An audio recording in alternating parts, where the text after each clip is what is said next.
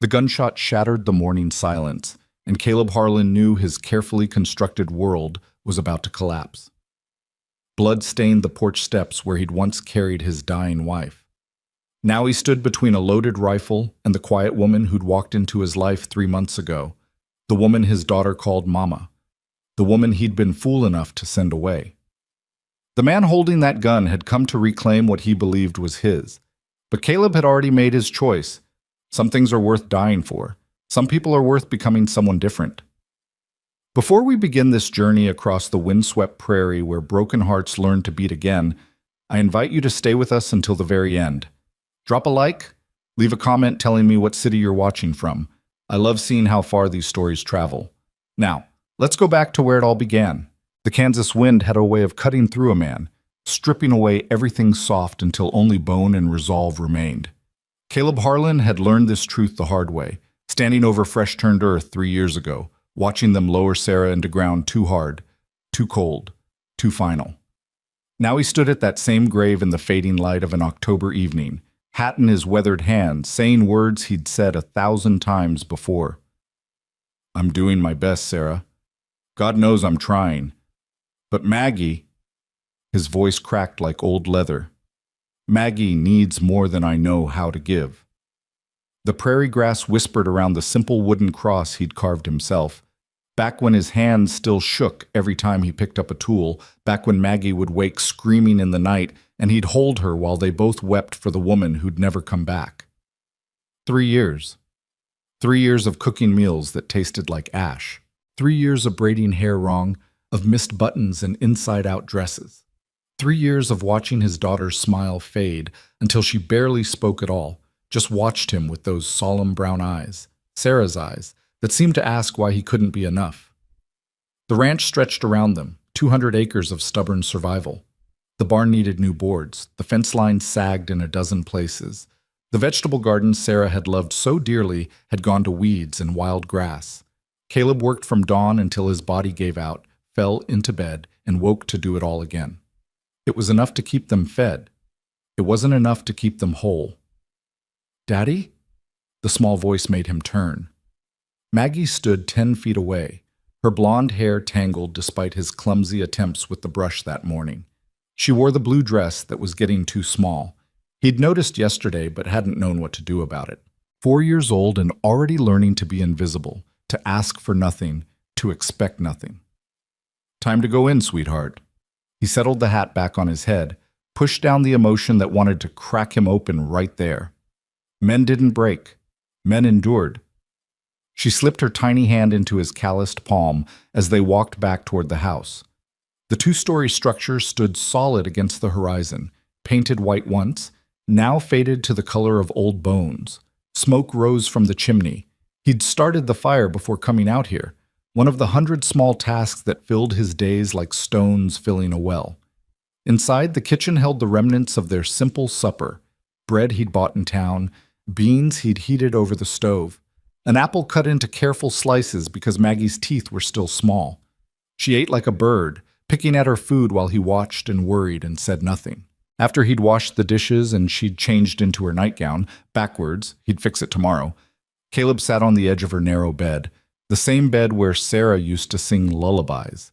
He couldn't carry a tune to save his life, so he just stroked Maggie's hair until her breathing evened out, and she slipped into whatever dreams 4-year-olds had. Standing in the doorway, watching her small form beneath the quilt Sarah had stitched, Caleb felt the weight of his inadequacy settle over his shoulders like a yoke. This wasn't living. This was just surviving, day after day, and what kind of life was he giving this child? The letter sat in his coat pocket, folded and refolded so many times the creases threatened to tear. He'd been carrying it for 2 weeks, ever since Tom Richardson had cornered him after church with talk of practical solutions and a man's duty to provide proper care. "There's agencies back east," Tom had said, shifting his considerable weight on the church steps. "Women looking for honest situations. Widows, some of them. Others just wanting a different life. They come west, help with the house and children. Respectable arrangement." Caleb had said nothing, just stood there feeling the judgment of every married woman who passed by, their eyes taking in his wrinkled shirt and Maggie's crooked braids. Tom had pressed on. My cousin up in Nebraska brought a woman out 2 years ago. Works out fine. She gets a home. He gets help with his young'uns. Everybody benefits. I'm just saying, Caleb, you got to think about what's best for Maggie. What's best for Maggie? The words had haunted him for days. Now, in the quiet of the evening, with his daughter finally asleep, Caleb pulled the letter from his pocket and spread it on the kitchen table. The paper was cheap, the printing crude, but the words were clear enough. Respectable women seeking honest situations in Western territories. Widowers and established men of good character may inquire. References required both parties. Mrs. Haversham's Domestic Agency, Boston, Massachusetts. He'd written his letter 3 times before getting it right. No flowery language. He didn't have any. No false promises. He didn't believe in them. Just the plain truth. Widower, ranch in Kansas, 4-year-old daughter, seeking woman to help with household and child. Room and board provided. Eventual marriage, if situation proves suitable. The last part had stuck in his throat, made him feel like he was betraying Sarah somehow. But Tom had insisted. You make it clear there's respectability in it, otherwise you'll get the wrong sort, looking for something else entirely. Caleb had sealed the letter with wax he'd had to hunt for in Sarah's old sewing box. Mailed it 4 weeks ago from the postal office in town, trying to ignore the knowing look from Mrs. Henderson behind the counter. 3 responses had come. He'd read them by lamplight, feeling like an intruder on these women's private hopes. The first was from a widow in Philadelphia, 42 years old, 3 grown children of her own. Her letter was businesslike, listing her skills and requirements. She wanted a monthly wage and made no mention of eventual marriage. Caleb had set it aside. The second came from someone younger, maybe too young, with handwriting that looped and swirled with girlish enthusiasm. She wrote about adventure and wide open spaces and starting fresh. She sounded like she was looking for a story, not a life. He'd burned that one in the stove. The third letter was different. Sir, I am a woman of 26 years, widowed these past 2 years. I can cook, clean, sew, and tend gardens. I am quiet by nature and do not require much. I ask only for honest work and a safe place. I am stronger than I look and willing to earn my keep. I do not expect love and will not demand what cannot be freely given. If you are a man of your word and your situation is as you describe, I will come. Respectfully, Clara Wells. Short, plain, honest in a way that felt like looking in a mirror. He'd written back immediately, surprising himself with the urgency. Gave her the details. Train to Abilene. He'd meet her at the depot on the 15th of October. If she found the situation unsuitable, he'd pay her return fare, no questions asked. Her response came 1 week later. A single line. I will be on the afternoon train. That was 6 days ago. Tomorrow was the 15th. Caleb sat at the table, his coffee going cold in the cup, and wondered what kind of woman answered an advertisement like his. What was she running from? What had her life been that this seemed like a good choice? He wondered, too, what Sarah would think. Would she understand? Would she see this as betrayal or necessity? The wind picked up outside, rattling the windows. Somewhere in the darkness, a coyote called out, lonely and wild. Caleb drained his cold coffee and went to check the locks, the rifle, the things that kept them safe through another night. In her room, Maggie slept on, dreaming of things he'd never know, needing things he couldn't provide. Tomorrow would bring a stranger to their door. Tomorrow would change everything or nothing. Either way, he'd made his choice.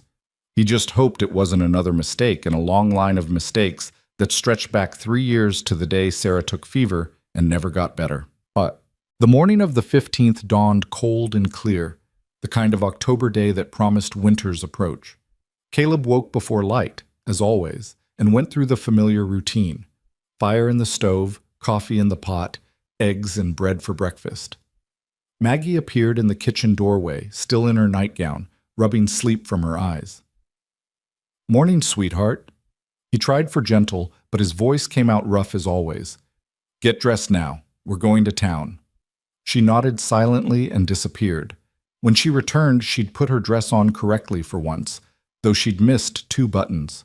Caleb knelt and fixed them, his big fingers clumsy with the small pearl discs. Are we getting supplies? She asked quietly. Something like that. He didn't know how to explain, didn't know if he should. They ate in silence. Then Caleb hitched the wagon while Maggie waited on the porch, small and patient, and far too accustomed to waiting. The morning was spent on last-minute work, things that couldn't wait, things he used to avoid thinking about what came next.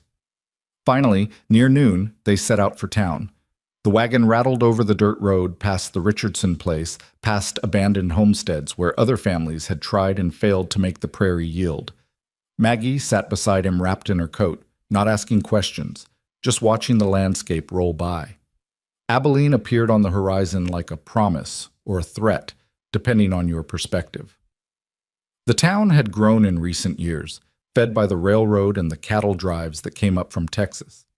It was rougher than Caleb liked, full of noise and crowds, and the kind of attention he'd spent 3 years avoiding. He drove straight to the depot, a low building that smelled of coal smoke and human passage. The afternoon train from the east wasn't due for another hour. Caleb bought 2 peppermint sticks from the mercantile, one for Maggie, one for the woman who might or might not arrive, and then settled on a bench outside the station to wait. Maggie sucked on her candy in silence, her legs swinging without quite reaching the ground. Other people came and went, businessmen in suits, women with too much perfume, cowboys spending their pay on whiskey, and worse. Caleb kept Maggie close and his hand near the knife in his belt.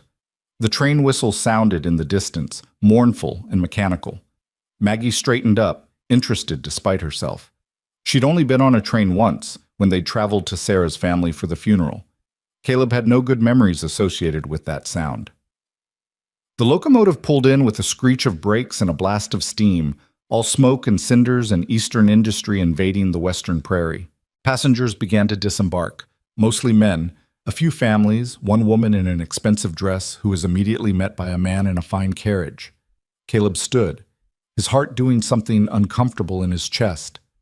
What if she didn't come? What if she took one look at him and got back on that train?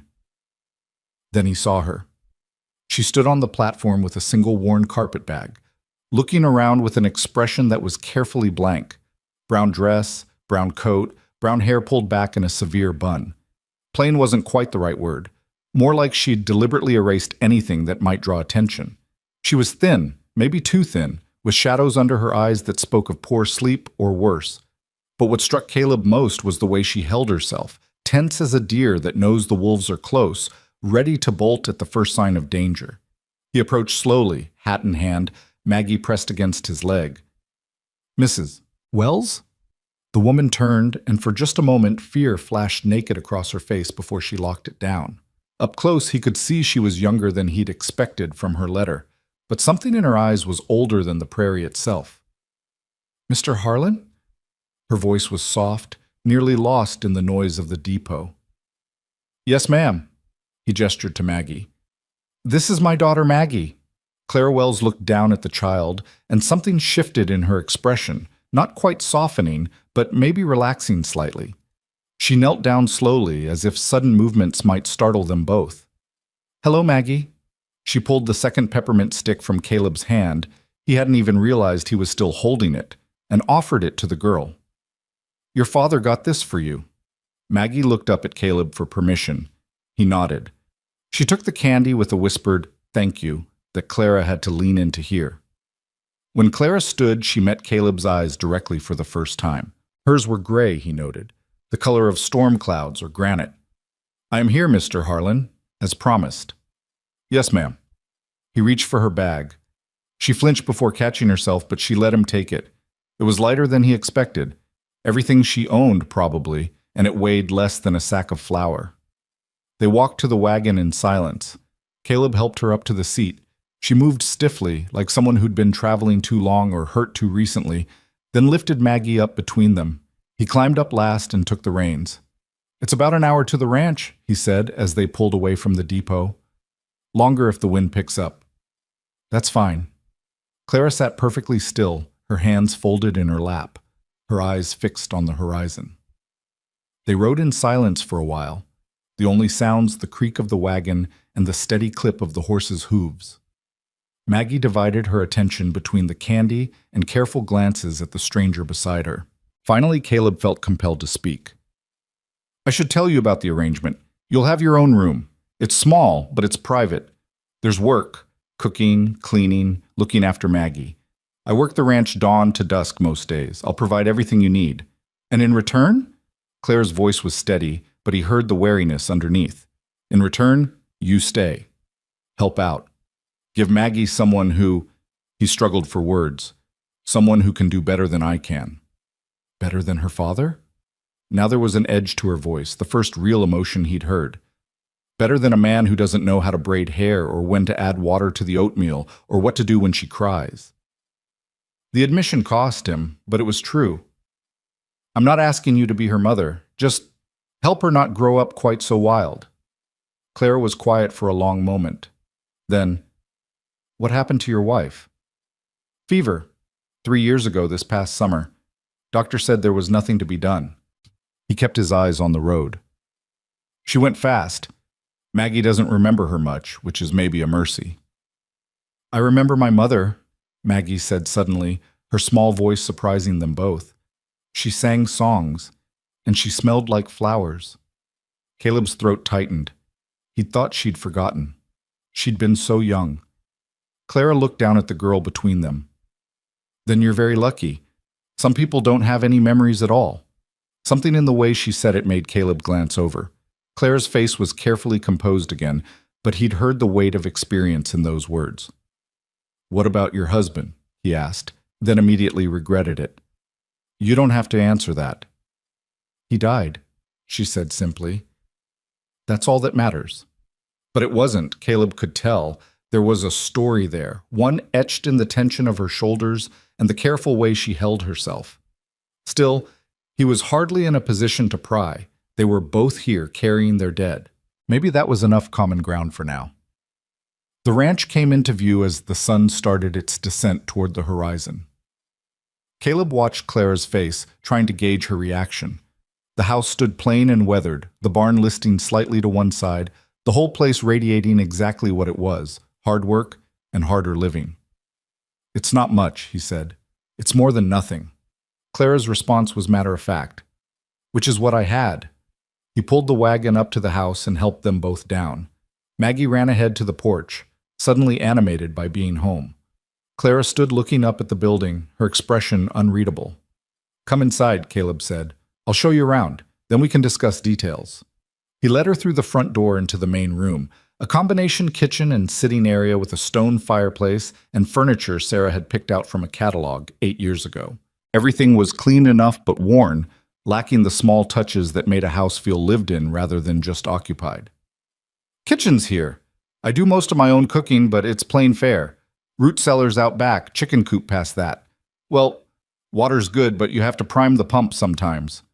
He was talking too much, filling the silence with practical details. Clara nodded, taking it all in with those storm-gray eyes. Maggie's room is upstairs, first door on the right. My room's at the end of the hall. He paused. There's a third bedroom, small. It was supposed to be... He stopped. It's empty. You can have that one. Where did you expect me to sleep? Clara asked, and there was something challenging in the question. I don't know, he admitted. I hadn't thought that far. Most men would have. She met his eyes again, and he saw she was testing him, measuring him against some standard he didn't fully understand. I'm not most men, and this arrangement isn't, He fumbled for words. It's not about that. Then what is it about, Mr. Harlan? My daughter needs someone who knows how to be gentle. I've forgotten how. The honesty came out raw and unvarnished. And you needed somewhere safe, or you wouldn't have answered my letter, so maybe we can help each other without it being more complicated than that. Clara studied him for a long moment. Then slowly, she nodded. Show me the room. He led her upstairs, acutely aware of her presence behind him in a way that made him uncomfortable. The room at the end of the hall had been Sarah's sewing room once. Now it held a narrow bed, a dresser with a cracked mirror, and a window that looked out over the empty prairie. It's not much, he said again, feeling the inadequacy of everything he was offering. It has a door that closes. Clara set her carpetbag on the bed. And a lock. I'm not... He stopped, recognizing the assumption in her words. I won't bother you. You have my word. The word of a stranger. but she said it without heat, just stating fact. Then believe this. I've got enough to manage without adding complications. You keep to yourself, help with Maggie in the house, and we'll get along fine. And if the situation doesn't prove suitable? She was still testing, still wary. You said in your letter I could leave. You can, any time. I'll give you money for the train back east. He meant it too. If this didn't work, he'd find another way. Somehow. Clara walked to the window and looked out at the darkening landscape. I won't run at the first sign of difficulty. I've survived worse than hard work and a lonely prairie. Then we understand each other. Do we? She turned back to face him. I don't think either of us understands anything yet, Mr. Harlan. But I'm here, and I'll keep my word. That's the most I can promise. It's enough. He moved toward the door.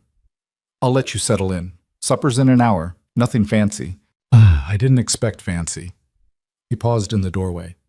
Clara, Mrs. Wells, I want you to know Maggie's been through enough. Whatever else happens here, she comes first. I wouldn't have it any other way. And for the first time since she'd stepped off that train, something that might have been the beginning of trust flickered in her eyes. Caleb left her there and went back downstairs where Maggie was waiting with questions in her eyes. Is she staying? His daughter asked. For now. He knelt down to her level. Are you all right with that? Maggie considered this with the seriousness of a child who'd learned too young that the world could change in an instant. She seems sad. Maybe she is. Are you sad, Daddy? The question caught him off guard. Sometimes, sweetheart, but I've got you, so I can't be sad all the time. Maggie wrapped her thin arms around his neck. Maybe she needs someone too. Out of the mouths of children, Caleb thought, maybe they all needed someone. Maybe that's all any of them were doing, trying not to be quite so alone in a world that took away the people you loved. That night they ate together for the first time, Caleb, Maggie, and the stranger who'd traveled halfway across the country to this isolated ranch. Clara barely spoke, but she helped with the meal, moving around the kitchen with the efficiency of someone who'd learned to be useful and unobtrusive at the same time.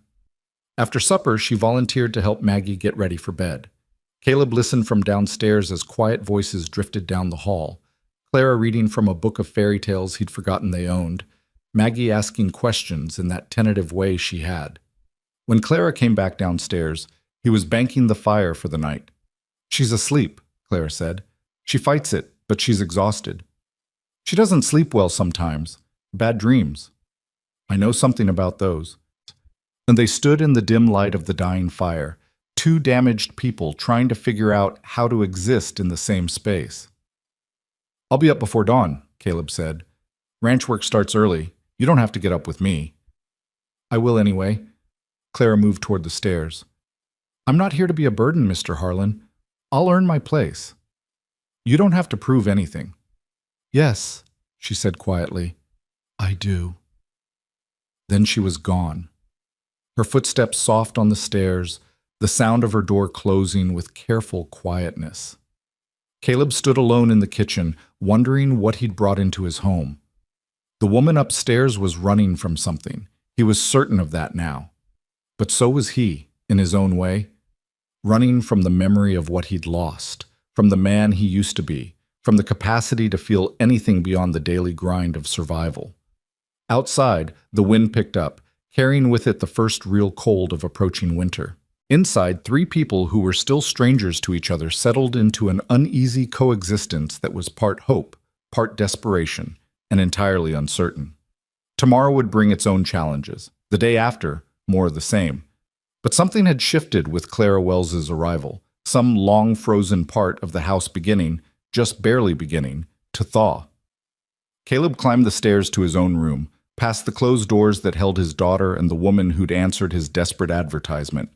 He didn't pray, hadn't since Sarah died, but if he had, he might have asked for this to work out, for Maggie's sake, if nothing else. But prayers weren't his currency anymore. He dealt in work and silence and getting through another day. If Clara Wells could help him do that, if she could bring some small measure of peace to this cold house and his hurting child, then maybe this choice wouldn't be another in a long line of mistakes. Maybe this time he'd gotten something right. The prairie wind sang its lonely song outside his window as Caleb lay in bed, staring at shadows on the ceiling, wondering what tomorrow would bring. In the room down the hall, Clara Wells lay awake too, listening to the strange sounds of a strange house, wondering if she'd finally found a place to hide from the past or just delayed the inevitable. And between them, Maggie slept, dreaming of a woman who smelled like flowers and another woman with sad gray eyes who'd read her stories. And in her child's heart, she hoped, without knowing how to name it, that maybe, finally, things might start to get better. The night deepened, the stars wheeled overhead, and on a small ranch in the middle of the Kansas prairie, 3 broken people began the long, uncertain work of learning to exist under the same roof, bound together by necessity, desperation, and the faint, fragile possibility that sometimes strangers become something more. The first full day began before sunrise, as Caleb knew it would. He dressed in the dark, moving by memory through the familiar ritual of boots and work shirt, trying to be quiet, but knowing the old floorboards betrayed every step. When he reached the kitchen, a lamp was already burning. Clara stood at the stove, her hair in that same severe bun, wearing the brown dress from yesterday. She'd found the coffee and figured out the temperamental stove, and the smell filled the kitchen with something almost like comfort. "Morning," Caleb said, surprised enough that the word came out awkward. She turned and he saw the exhaustion in her face, the kind that came from a sleepless night, not just tiredness. "I hope you don't mind. I heard you moving around." "No, it's... Thank you." He poured himself a cup, the warmth seeping into his hands. "You didn't have to get up this early." "I told you I would." She cracked eggs into a pan with practiced efficiency. "Besides, I don't sleep much anymore." There was a story in those words, but Caleb didn't press. Instead, he sat at the table and watched her work, noticing the way she moved, careful, economical, always keeping the room in her peripheral vision like she needed to know where the exits were. They ate in silence as the sky outside shifted from black to gray. When he stood to leave, Clara was already clearing the dishes. "I'll be in the south pasture most of the morning," he said. "Fence needs mending. Maggie will sleep another hour or so. I'll figure it out." Clara's voice was firm but not unkind. "That's what I'm here for." He nodded and grabbed his coat, hat, work gloves. At the door he paused. "If you need anything, I won't." She met his eyes. "Go do your work, Mr. Harlan. I'll manage." So he went, out into the cold morning where his breath fogged and the land stretched empty in every direction. The physical labor was a relief, if he was honest. Hammer and wire and fence posts didn't require conversation or careful navigation of what could and couldn't be said. Out here, he knew what he was doing. Inside the house, Clara washed the dishes, then explored the space with the systematic attention of someone taking inventory. The pantry was adequately stocked but unimaginative. Flour, beans, coffee, salt pork, some preserved vegetables that looked like they'd been put up last year and forgotten. The root cellar held potatoes and onions, and not much else. She found Sarah's old apron hanging on a peg and put it on without sentiment. It was just a tool, like the stove or the broom she found in the corner. By the time Maggie's small footsteps sounded on the stairs, Clara had swept the kitchen floor and started inventory of what would be needed from town. Maggie appeared in the doorway, still in her nightgown, her blonde hair a tangled mess. She stood there watching Clara with those solemn brown eyes, waiting. "Good morning," Clara said, keeping her voice soft. "Are you hungry?" Maggie nodded. "Can you get dressed first? Then I'll make you breakfast." The child disappeared upstairs. Clara heard her moving around overhead, taking far longer than a simple task should require. When Maggie finally returned, she'd put on a dress that was stained and missing a button, and her hair was still hopelessly tangled. Clara knelt down, not touching, just observing. "Would you like help with your hair?"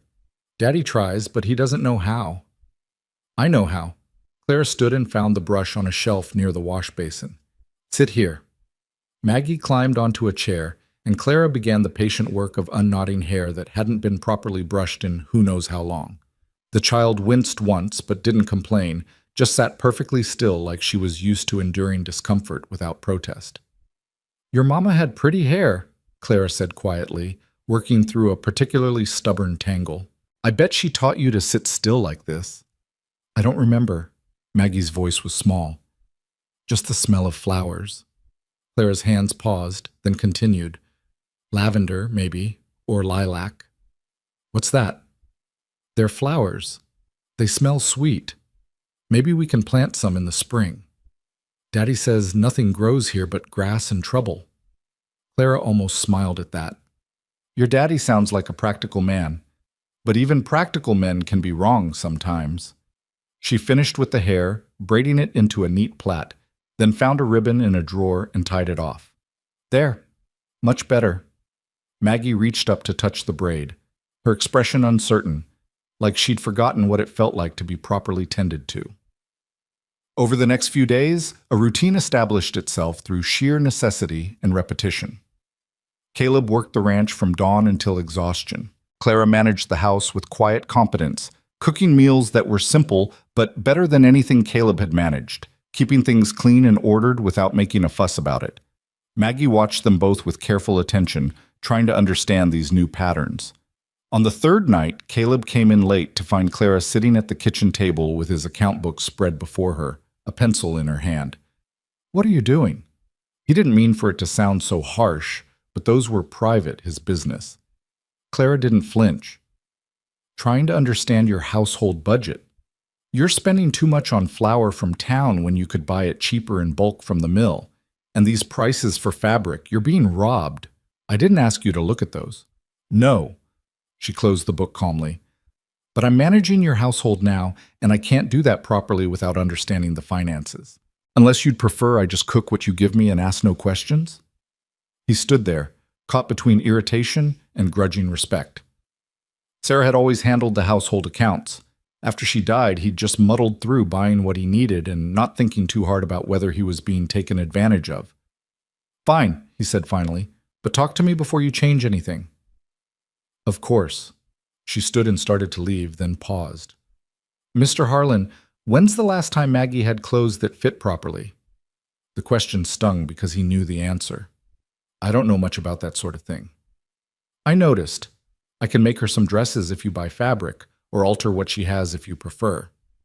But she's growing, and what she's wearing now won't last the winter. He nodded, feeling the weight of his inadequacy settle heavier. Make a list of what you need. I'll go to town Saturday. I'll have it ready. Saturday came cold and bright.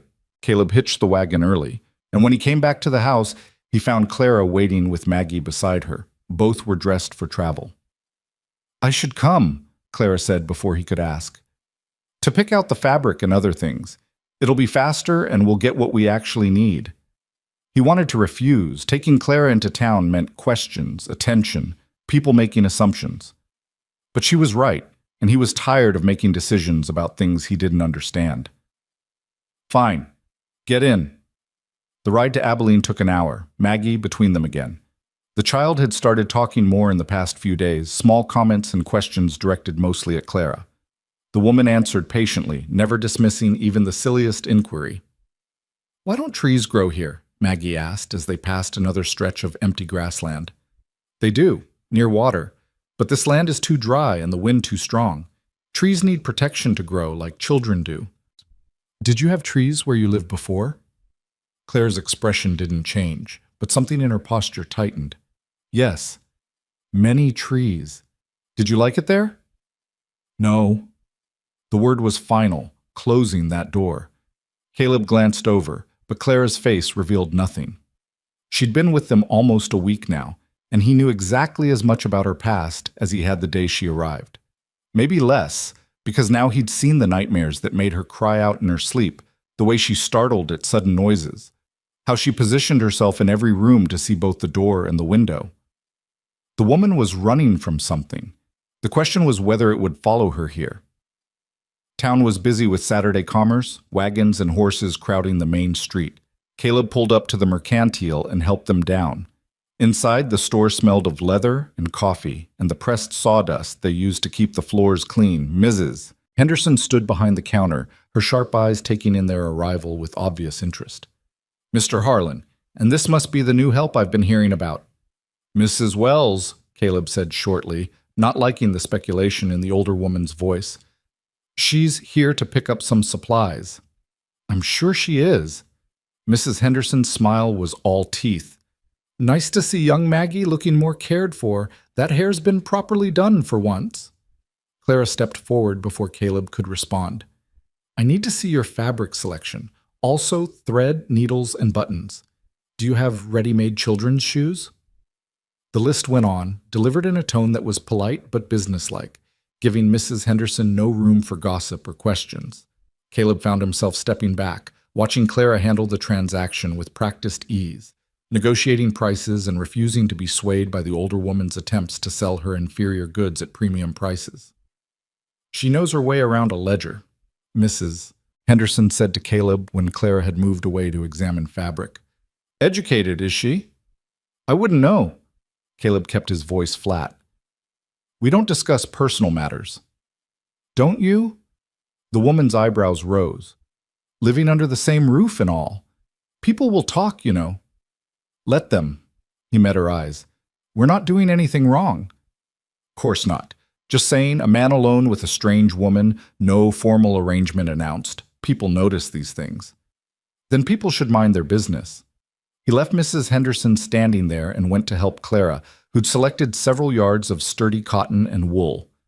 Maggie had found a display of penny candy and was looking at it with the careful longing of a child who'd learned not to ask for things. Pick two, Caleb said gruffly. Maggie's eyes went wide. Really? Two, that's all. She chose carefully, peppermint and lemon drops, clutching them like treasure. Clara watched this exchange without comment, but something in her expression softened slightly. They loaded the supplies into the wagon, Caleb paying from the cash box he kept in his coat. As they were preparing to leave, Tom Richardson emerged from the feed store across the street and made his way over, his considerable bulk moving with surprising speed. Caleb, thought that was your wagon. His eyes went immediately to Clara. And this must be the lady from back east. Tom Richardson, ma'am. I'm the one who suggested to Caleb here that he might benefit from some domestic help. Clara nodded, but didn't offer her hand. Mrs. Wells. How are you finding ranch life? Quite a change from the city, I imagine. I manage. Her tone didn't invite further conversation. Tom, never particularly good at reading social cues, pressed on. Well, you've certainly made a difference already. Young Maggie here looks like a proper little girl again. And Caleb, you're looking less ragged around the edges yourself. We should be going, Caleb said, helping Clara up to the wagon seat. Long drive back? Course, just wanted to say hello. You folks should come by for Sunday dinner sometime. My wife would love to meet Mrs. Wells properly. We'll see. Caleb climbed up and took the reins, eager to be gone from the curious eyes and careful questions. They were almost out of town when they passed the church. Reverend Hayes stood on the steps, talking to parishioners after the morning service. He raised a hand in greeting, and Caleb nodded back but didn't stop. You don't attend services? Clara asked quietly. Not anymore. Because of your wife? Because of a lot of things. He didn't want to talk about this. What about you? I stopped believing in divine intervention some time ago. Her voice was matter-of-fact, but there was old pain underneath. If there's a higher power, it's not particularly interested in protecting the innocent. Maggie had fallen asleep between them, worn out by the excitement of town. In the silence that followed Clara's words, Caleb found himself reassessing the woman beside him. There was steel under that quiet exterior, and something broken that had been broken by force, not accident. What happened to you? He asked before he could stop himself. Clara's jaw tightened. Nothing that concerns you. You're living in my house, caring for my daughter. I think it concerns me. You knew what you were getting when you placed that advertisement. Someone desperate enough to travel halfway across the country to live with a stranger. Did you really think desperation came without a story? She had a point. Still, the not knowing bothered him more than it should. I just want to be sure Maggie's safe. Safe from me? Clara turned to look at him directly, and there was anger there now, burning cold. I would die before I let harm come to that child. But if you're worried about my character, about what I might bring to your door, then you should have been more careful in your selection. You can't have it both ways, Mr. Harlan. You can't demand help from a stranger and then complain that she comes with secrets. The truth of it stung. You're right. I'm sorry. She looked away, and when she spoke again, her voice was quieter. I'm not dangerous, to you or Maggie, but I have reasons for wanting to stay hidden, and I'd appreciate if you didn't draw attention to our arrangement any more than necessary. Is someone looking for you? Maybe. I don't know. She pulled her shawl tighter. I just know I can't go back. Caleb wanted to ask more, but Maggie stirred between them and he let it drop. Whatever Clara was running from, it had carved deep marks into her. He recognized the look. He saw it in his own mirror every morning. Different causes, same damage. That night, after Maggie was asleep and the house was quiet, Caleb heard it again, the muffled sounds from Clara's room. Not quite crying, more like someone fighting not to make noise. He stood in the hallway, uncertain, then knocked softly. The sounds stopped immediately. After a long moment, Clara's voice came through the door, carefully composed. Yes? Are you all right? I'm fine. Go to bed, Mr. Harlan. But he'd heard the tremor underneath, the crack in the armor. Clara, I said I'm fine. Sharper now. Please leave me alone. He left her alone, but sleep didn't come easy. Lying in his own bed, staring at the ceiling, Caleb wondered what kind of nightmares haunted a woman who'd traveled so far to escape them. The answer came sooner than he expected. 3 nights later, the temperature dropped and brought with it the first real cold snap of the season. Caleb woke to frost on the windows and Maggie coughing in her room. He checked on her. She was warm but restless, her chest tight with the wheeze that sometimes came when the weather changed. He heated water for steam, made her drink warm milk with honey, sat with her until the coughing eased and she fell back into fitful sleep. By then it was nearly dawn, and he was exhausted. Clara found him in the kitchen an hour later, slumped at the table with cold coffee. Maggie? She asked immediately. Chest cold. She gets them sometimes when it turns cold fast. She's sleeping now. Clara moved toward the stairs, but he caught her arm. Let her rest. There's nothing to do but wait it out. She pulled free but didn't go up. Instead, she made fresh coffee, then sat across from him. Does she need medicine? Should we get the doctor? If it gets worse, yes, but usually it passes in a day or two. He rubbed his face. Sarah used to make a poultice with mustard and herbs. I don't remember how. I might. Clara stood and went to the pantry, returning with an armload of jars. She worked methodically, mixing ingredients with the confidence of someone who'd done this before. My mother was sick often. I learned to manage these things. She went upstairs with the mixture, and Caleb heard quiet voices, Clara explaining what she was doing, Maggie's small responses. When Clara came back down, her expression was troubled. She's feverish now. Not dangerously, but it should be watched. I'll sit with her. You need to sleep. You've been up all night. Clara poured him more coffee. I'll watch her.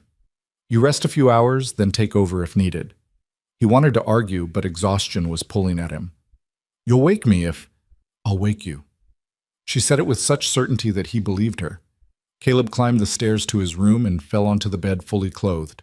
The last thing he heard was Clara's footsteps going into Maggie's room, the creak of the rocking chair as she settled in to keep vigil. He woke hours later to afternoon light and a house that was too quiet. Panic shot through him, that terrible silence that had filled the house when Sarah was dying. He was down the stairs and into Maggie's room before fully conscious.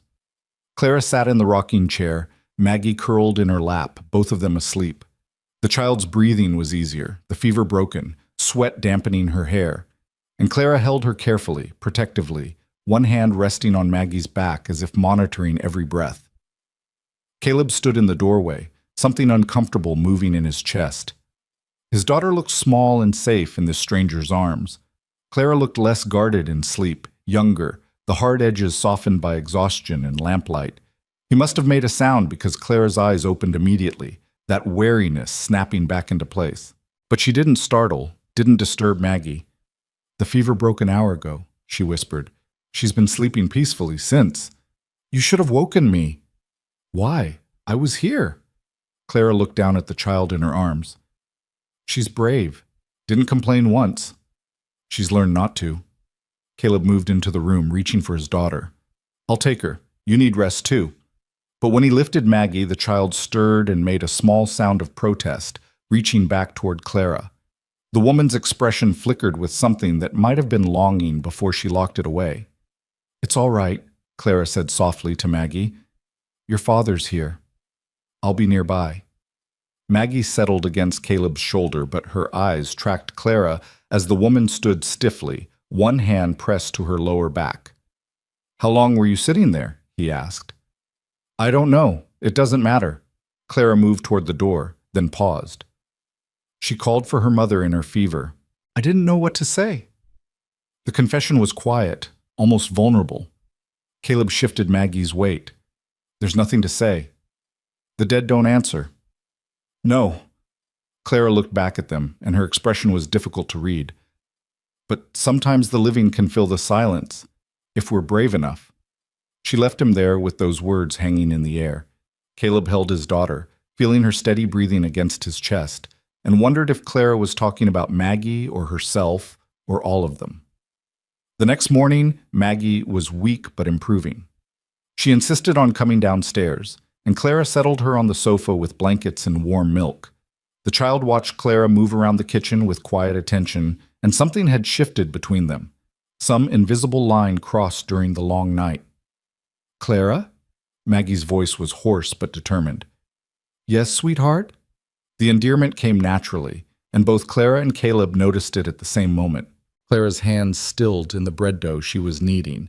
Caleb looked up from the harness he was mending. "When I was sick, you sang to me." Maggie pulled the blanket tighter. "Can you sing again?" Clara's face went carefully blank. "I don't really sing." "But you did. I heard you." Maggie's eyes were persistent. "It was pretty. That was just humming, to help you sleep." "Will you do it again?" Caleb watched Clara struggle with the request, saw the resistance in something else, maybe fear of showing too much, of letting these people matter. Finally, she wiped her hands on her apron and came to sit on the edge of the sofa. She hummed softly, a melody that was both sad and soothing. Maggie's eyes drifted closed, a small smile on her face. And Caleb stood frozen by the window, listening to this woman who carried so much damage make something gentle and good for his daughter. When Maggie was asleep again, Clara stood and went back to the bread without comment, but her hands were shaking slightly. "Thank you," Caleb said, "for taking care of her." "It's what I'm here for." "No." He set down the harness. "It's more than that, and you know it. You sat with her all night. You were—" He struggled for words. "Kind. In a way that goes beyond just doing a job." Clara kept her eyes on the dough. "She's easy to care for. She doesn't ask for much. Neither do you." She finally looked at him. "What's that supposed to mean?" "Just that you've been here almost 2 weeks, and I don't think you've asked for a single thing for yourself. You work from before dawn until after dark. You eat less than you should. You take the smallest room and never complain about anything." "Should I complain? I have food and shelter and safety. That's more than—" She stopped abruptly. "More than what?" He took a step closer. "More than you had before? This conversation is over." Clara turned back to her work, shoulders rigid. "Clara, I said it's over, Mr. Harlan. You hired me to help with your household. I'm doing that. My past is my own, and I'd appreciate if you'd respect that boundary." He wanted to push, to understand, but he recognized the warning in her voice, so he let it go, picked up the harness, and went back to work. But something had changed. Some wall had developed a crack, and they both knew it. That night, Caleb woke to screaming. He was out of bed and down the hall before fully conscious, operating on instinct and 3 years of practice with Maggie's nightmares. But the sounds weren't coming from his daughter's room. They came from Clara's. He knocked hard. "Clara! Clara, wake up!" The screaming cut off abruptly, replaced by harsh breathing. Then her voice, shaking. "Don't come in, please." "Are you all right?" "I'm fine. Just a dream. Go back to bed." But he could hear her crying now, that same muffled sound he'd heard before, only stronger. Without thinking, he opened the door. Clara sat on the bed, knees drawn up, face buried in her hands.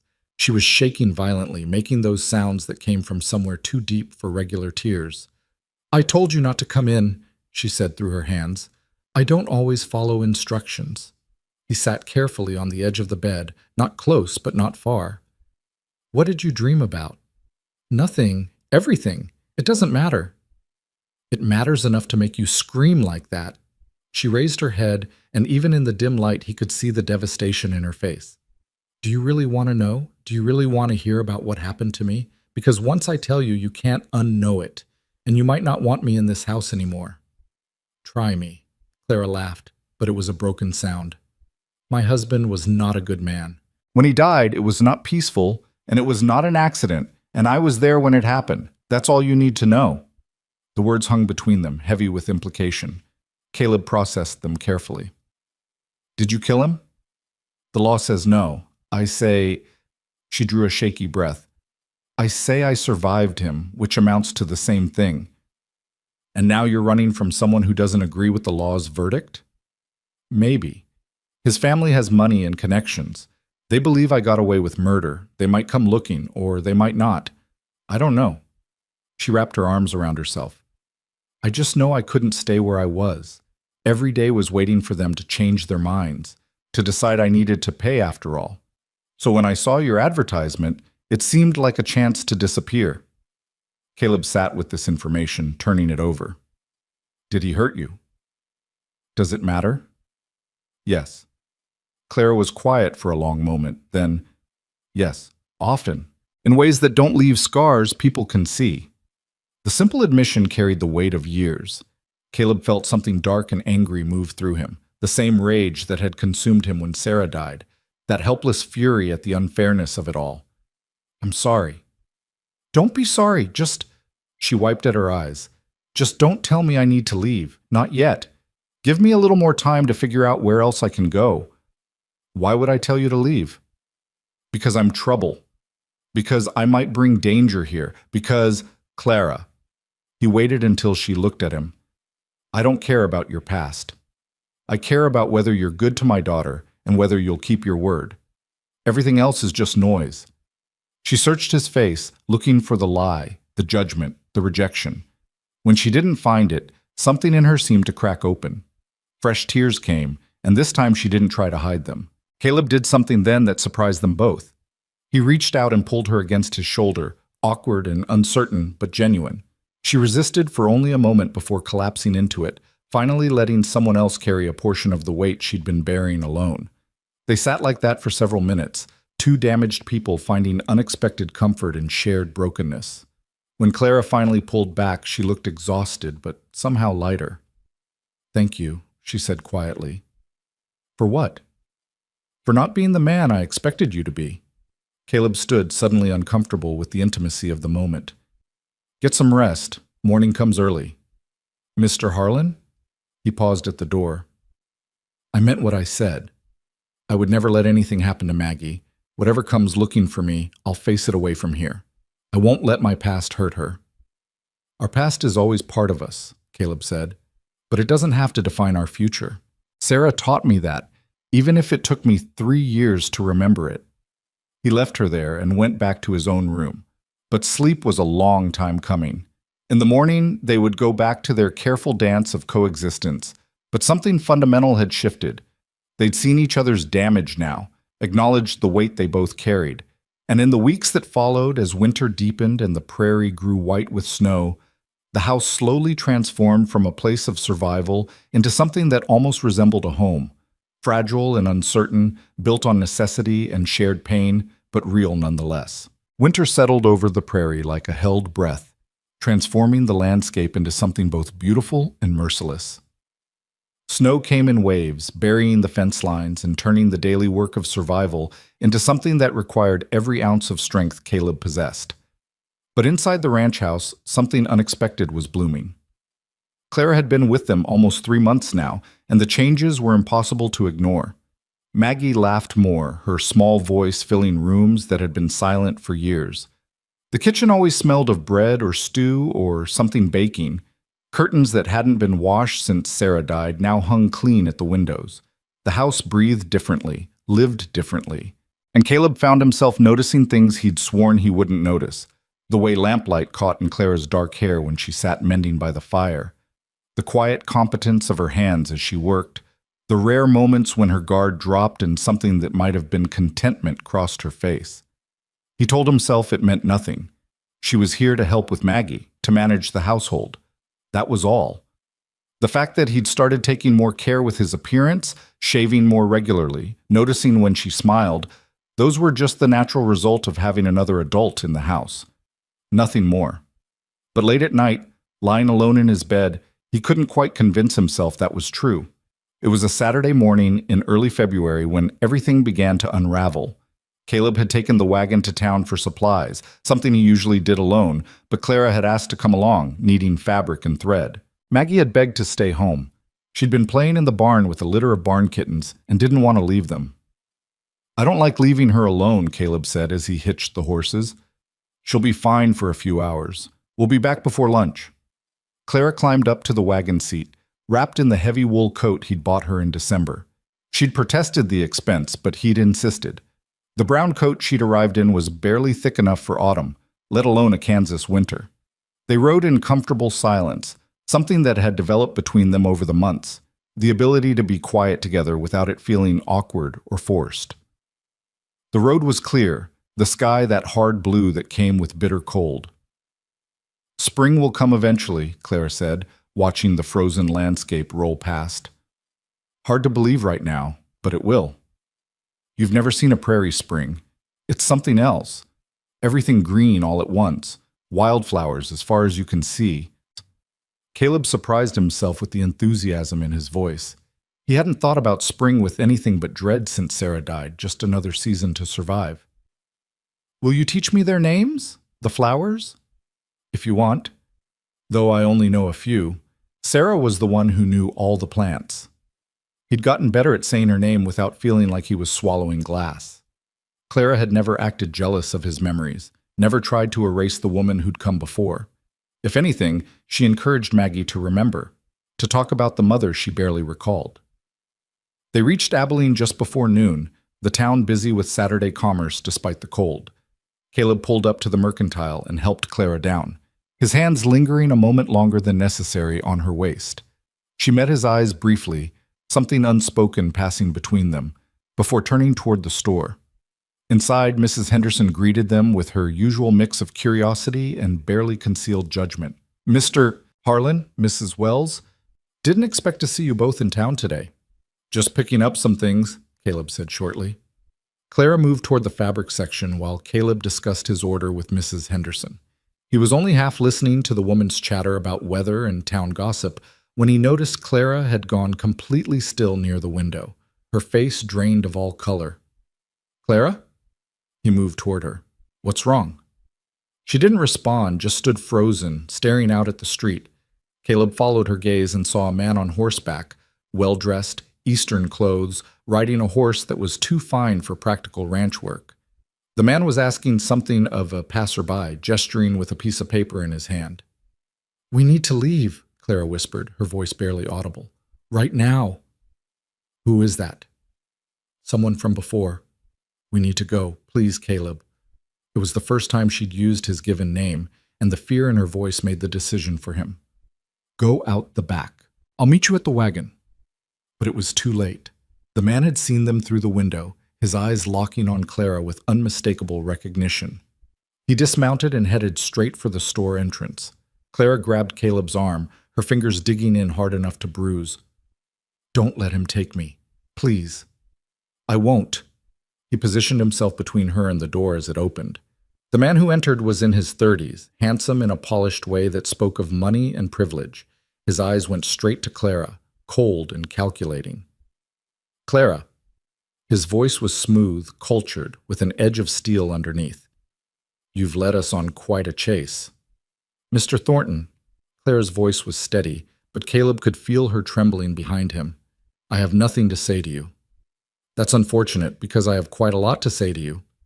Thornton's gaze shifted to Caleb, assessing and dismissive in the same glance. "And you are?" "Caleb Harlan. This is my property, and Clara is under my protection." "Your protection?" Thornton's laugh was sharp. "And what exactly is this woman to you, Mr. Harlan? Because she failed to mention she had any connections out here.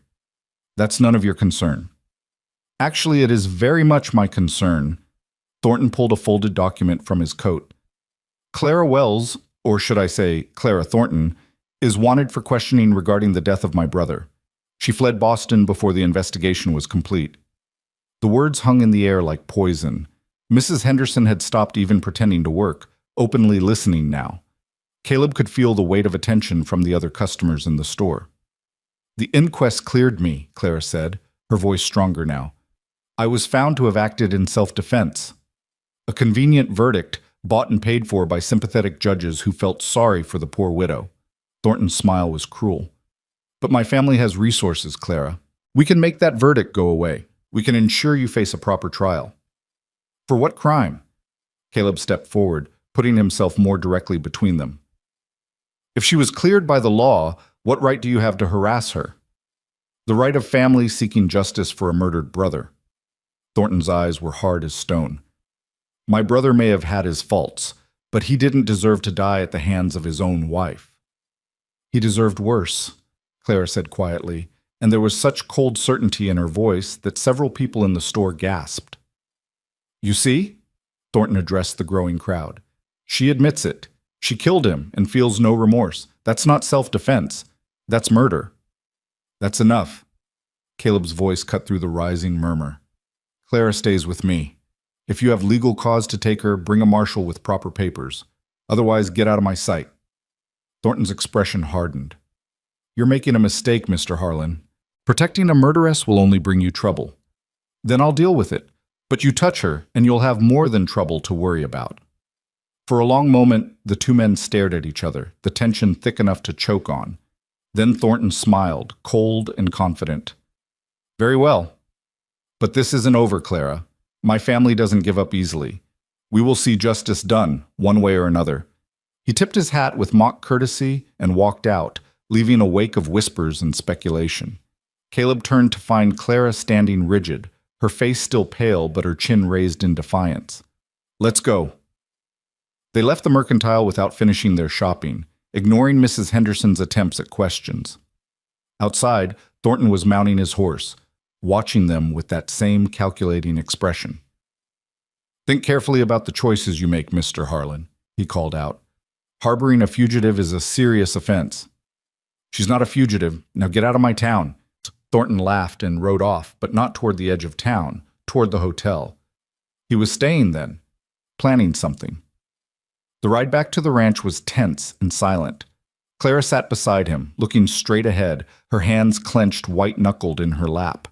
Caleb wanted to ask questions, to understand what exactly had happened in Boston, but he could see she was barely holding herself together. When they reached the ranch, Maggie came running from the barn, her face bright with excitement about the kittens. She stopped short when she saw Clara's expression. What happened? The child asked, that premature wisdom in her voice again. Nothing, sweetheart. Clara's smile was forced, but she managed it. We just had an unpleasant encounter in town. Let me see these kittens you've been talking about. She took Maggie's hand and walked toward the barn, but Caleb saw how stiffly she moved, like someone preparing for a blow. That night, after Maggie was asleep, Clara came to find him in the kitchen. He'd been sitting at the table, his rifle within reach, going over everything Thornton had said and trying to figure out what it meant. I should leave, Clara said without preamble. Tonight, before this gets worse. No. Caleb, you heard him. He's going to cause trouble. For me, for you, maybe even for Maggie. I won't let that happen. And I won't let him drive you away. Caleb stood facing her. Tell me the truth. All of it. What exactly happened in Boston? Clara moved to the window, staring out at the dark prairie. When she spoke, her voice was flat, emotionless, the only way she could get through it. I married James Thornton when I was 19. He was charming, wealthy, educated. My parents thought I was fortunate. For the first year, I thought so too. She paused, and when she continued, there was a tremor underneath the control. Then he started drinking more, getting angry over small things. The first time he hit me, he cried after and swore it would never happen again. Caleb's hands clenched into fists, but he stayed quiet, letting her tell it. It happened again. And again. Each time worse. He was careful, never where it would show, never when anyone else was around. To the world, we were the perfect couple. Inside our home, I was a prisoner. She turned to face him, and her eyes were dry but devastated. I tried to leave twice. The first time, his family brought me back, convinced me I was overreacting. The second time, James broke my ribs and locked me in our bedroom for 3 days. Clara, let me finish. You need to know what you're defending. She drew a shaky breath. 2 years ago, James came home drunk and angrier than I'd ever seen him. He'd lost money, made bad investments, and he decided it was my fault somehow. He had a knife. He said he was going to teach me a lesson I'd never forget. The room was utterly silent except for the crackle of the fire. We fought. I was fighting for my life. I knew if I didn't stop him, he would kill me. There was a poker from the fireplace. I grabbed it and I hit him. Her voice cracked. I hit him until he stopped moving, and then I sat there beside his body until morning, waiting to feel something other than relief that I was still alive. The inquest? Found evidence of years of abuse. Servants testified to his violence. A doctor confirmed old injuries. They ruled it self-defense. She wrapped her arms around herself. But James's family never accepted it. The Thorntons are powerful in Boston. Old money, political connections. They couldn't overturn the verdict legally, but they made my life hell anyway. I couldn't work, couldn't go out without being harassed. They wanted me to confess, to say I'd murdered him in cold blood. When I wouldn't, when I kept insisting I'd defended myself, they made it clear they would find other ways to make me pay. So you ran. So I ran. I changed my name, came west, tried to disappear, and it worked until today. She met his eyes. That man, Robert Thornton, is James's older brother. He's the one who orchestrated the campaign against me. And now he's found me, and he won't stop until he's destroyed whatever life I've tried to build. Caleb processed all of this, the pieces falling into place, the nightmares, the way she flinched at sudden movements, her fierce protectiveness of Maggie. Claire wasn't just running from her past. She was running from people who wanted her to pay for having the audacity to survive. You're not leaving, he said firmly. You can't. Clara, listen to me. You did nothing wrong. You defended your life against a man who would have killed you. That's not murder. That's survival. And I'll be damned if I let his family punish you for it. But Maggie needs you. She's thriving with you here. You've given her something I couldn't, kindness, gentleness, security. I won't take that away from her because some Eastern lawyer is trying to bully us. This isn't just bullying, Caleb. The Thorntons have resources. They could bring legal action, make your life miserable. They might even try to take Maggie, claim you're unfit because you're harboring a... Let them try. He stepped closer, and his voice was steel. This is my land, my home, and you are under my protection.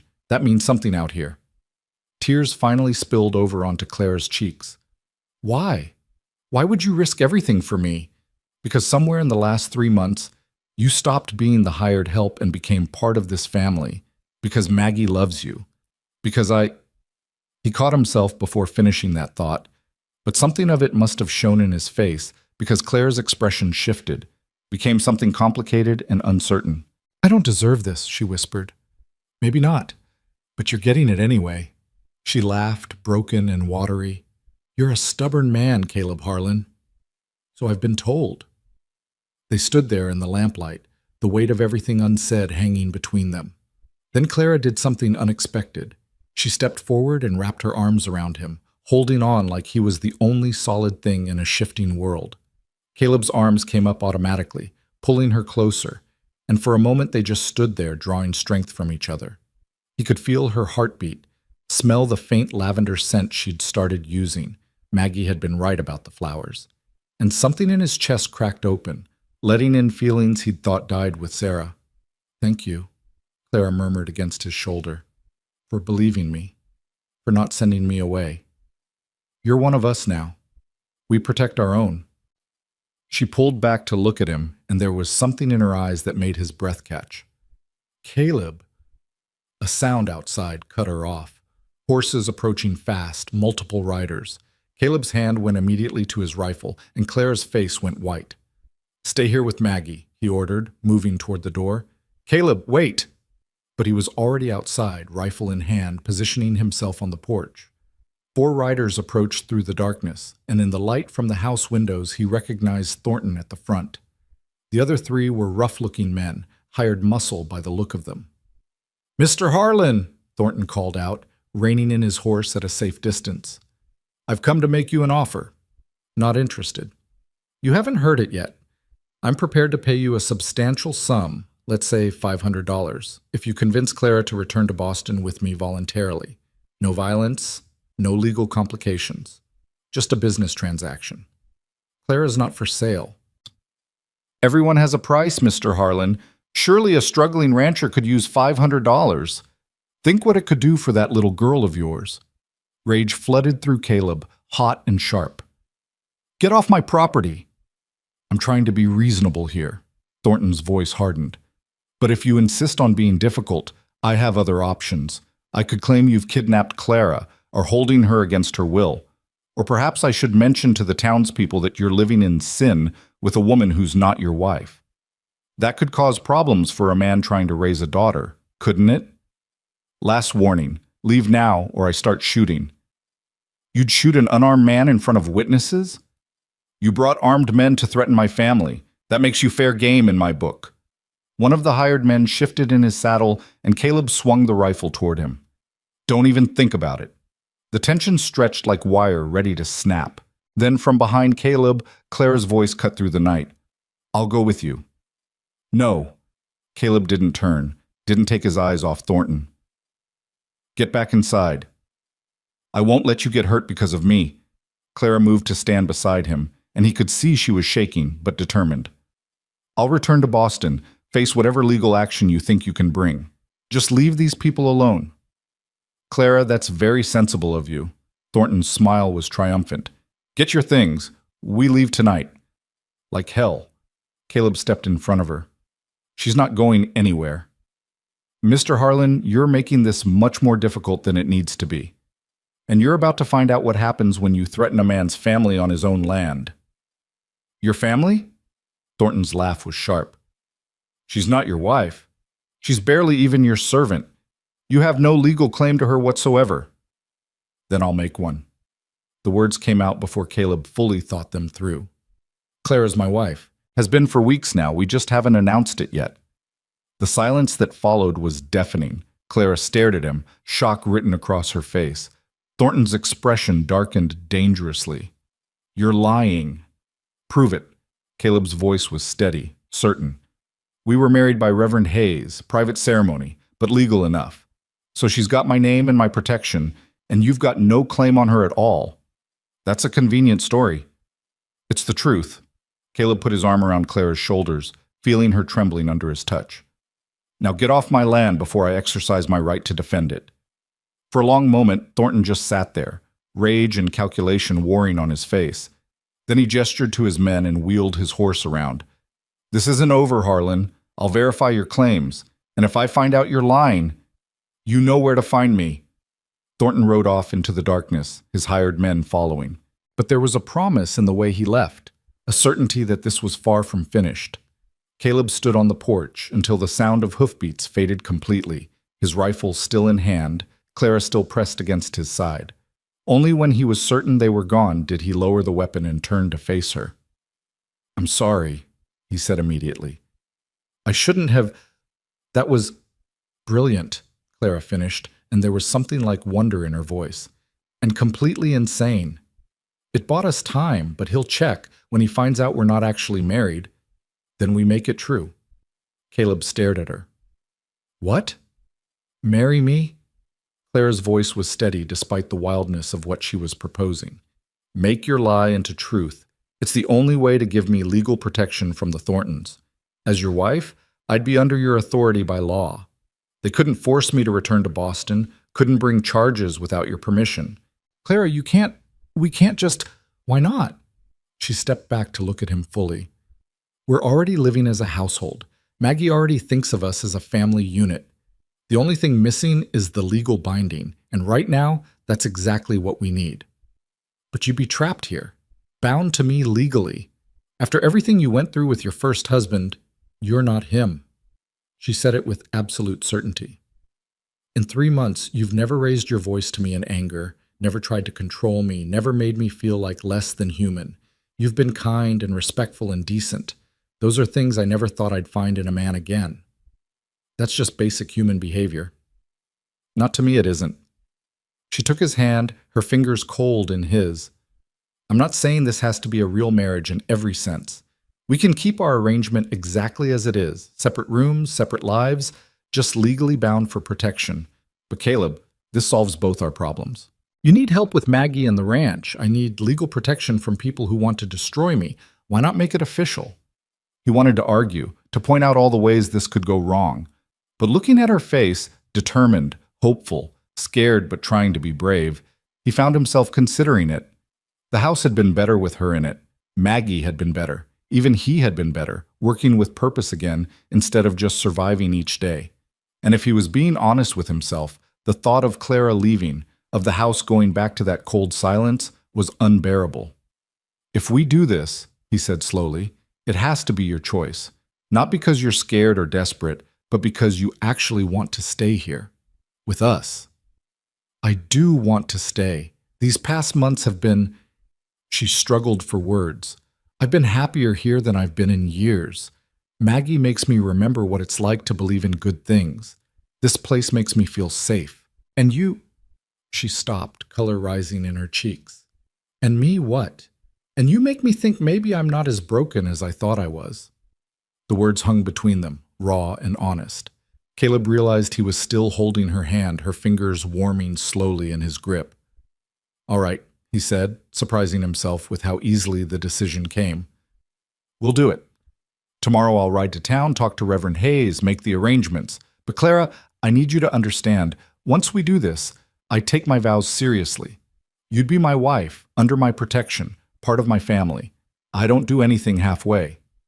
Neither do I, she squeezed his hand. When I make a promise, I keep it, even the hard ones. They stood there on the porch, the cold wind whipping around them, two damaged people choosing to bind their lives together for reasons that were part practical necessity and part something neither was quite ready to name. From inside the house, a small voice called out, "Daddy? Clara? Is everything all right?" They'd woken Maggie with the confrontation. Clara pulled away gently and headed inside, leaving Caleb alone with his thoughts and his rifle and the certainty that he'd just set in motion something that would change all their lives forever. He didn't know yet that in 3 days, Robert Thornton would return with a different kind of threat. He didn't know that Clara's past would demand payment in blood before it was done. He didn't know that the choice he'd just made would force him to become someone different from the man who'd stood over Sarah's grave and sworn never to care that deeply again. All he knew was that inside his house, Clara was comforting his daughter, her quiet voice carrying through the door like a promise of better things. And for tonight, that was enough. Morning came too fast, and with it, the weight of decisions made in darkness. Caleb stood in the barn before dawn, pitchfork in hand, staring at nothing while his mind raced through everything that had happened, everything he'd promised. Marry Clara. Make the lie true. Bind himself legally to a woman he barely knew, all to protect her from a past that was already knocking at his door. The rational part of his brain screamed that this was madness, but the part that had watched Clara sit up all night with his sick daughter, that had seen Maggie smile for the first time in years, that part knew he'd make the same choice 100 times over. He finished the morning chores mechanically, then headed to the house.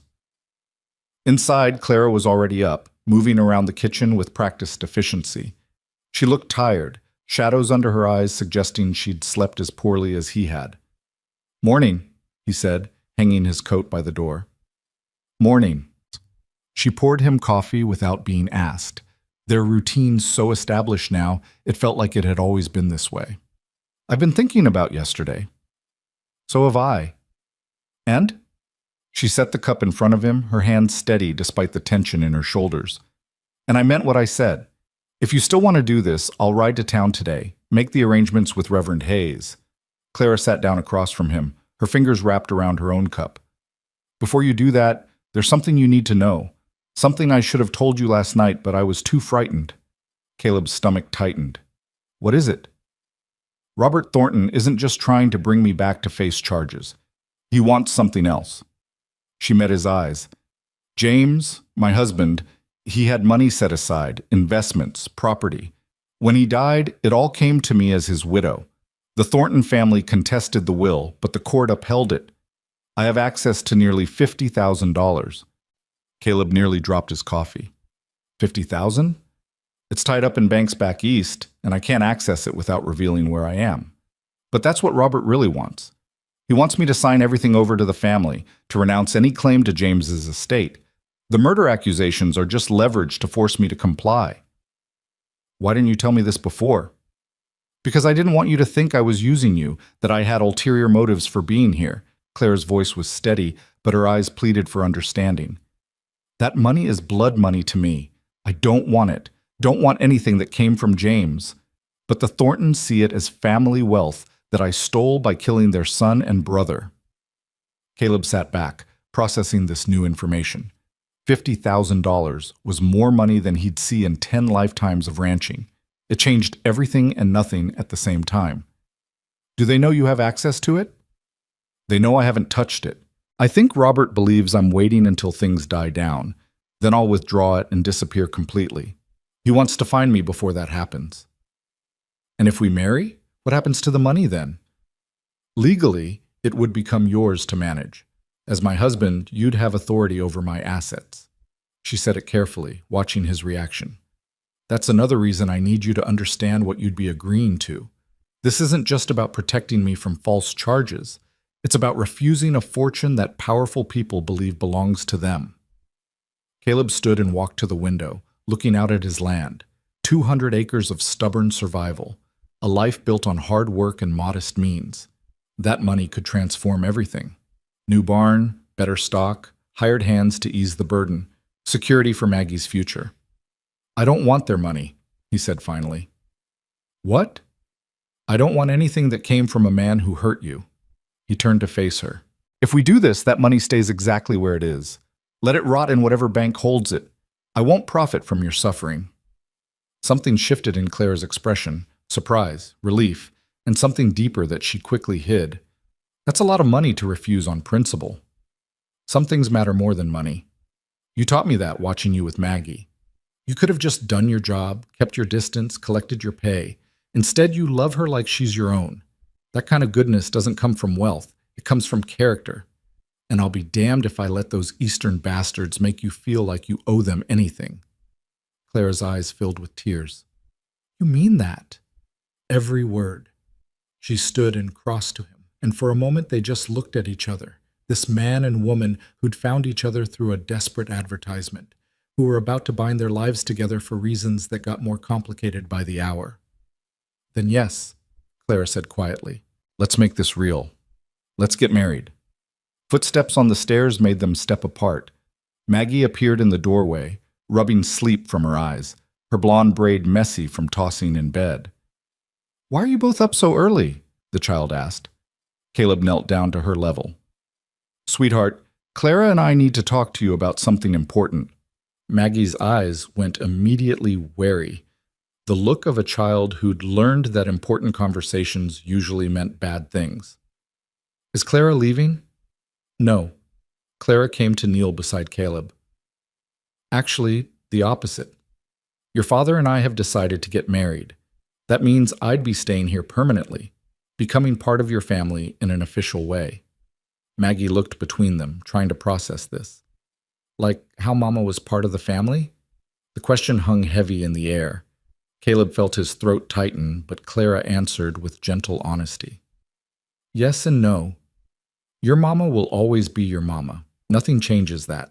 But I'd be here to take care of you, to be another person who loves you, if that's all right with you. Would I call you Mama?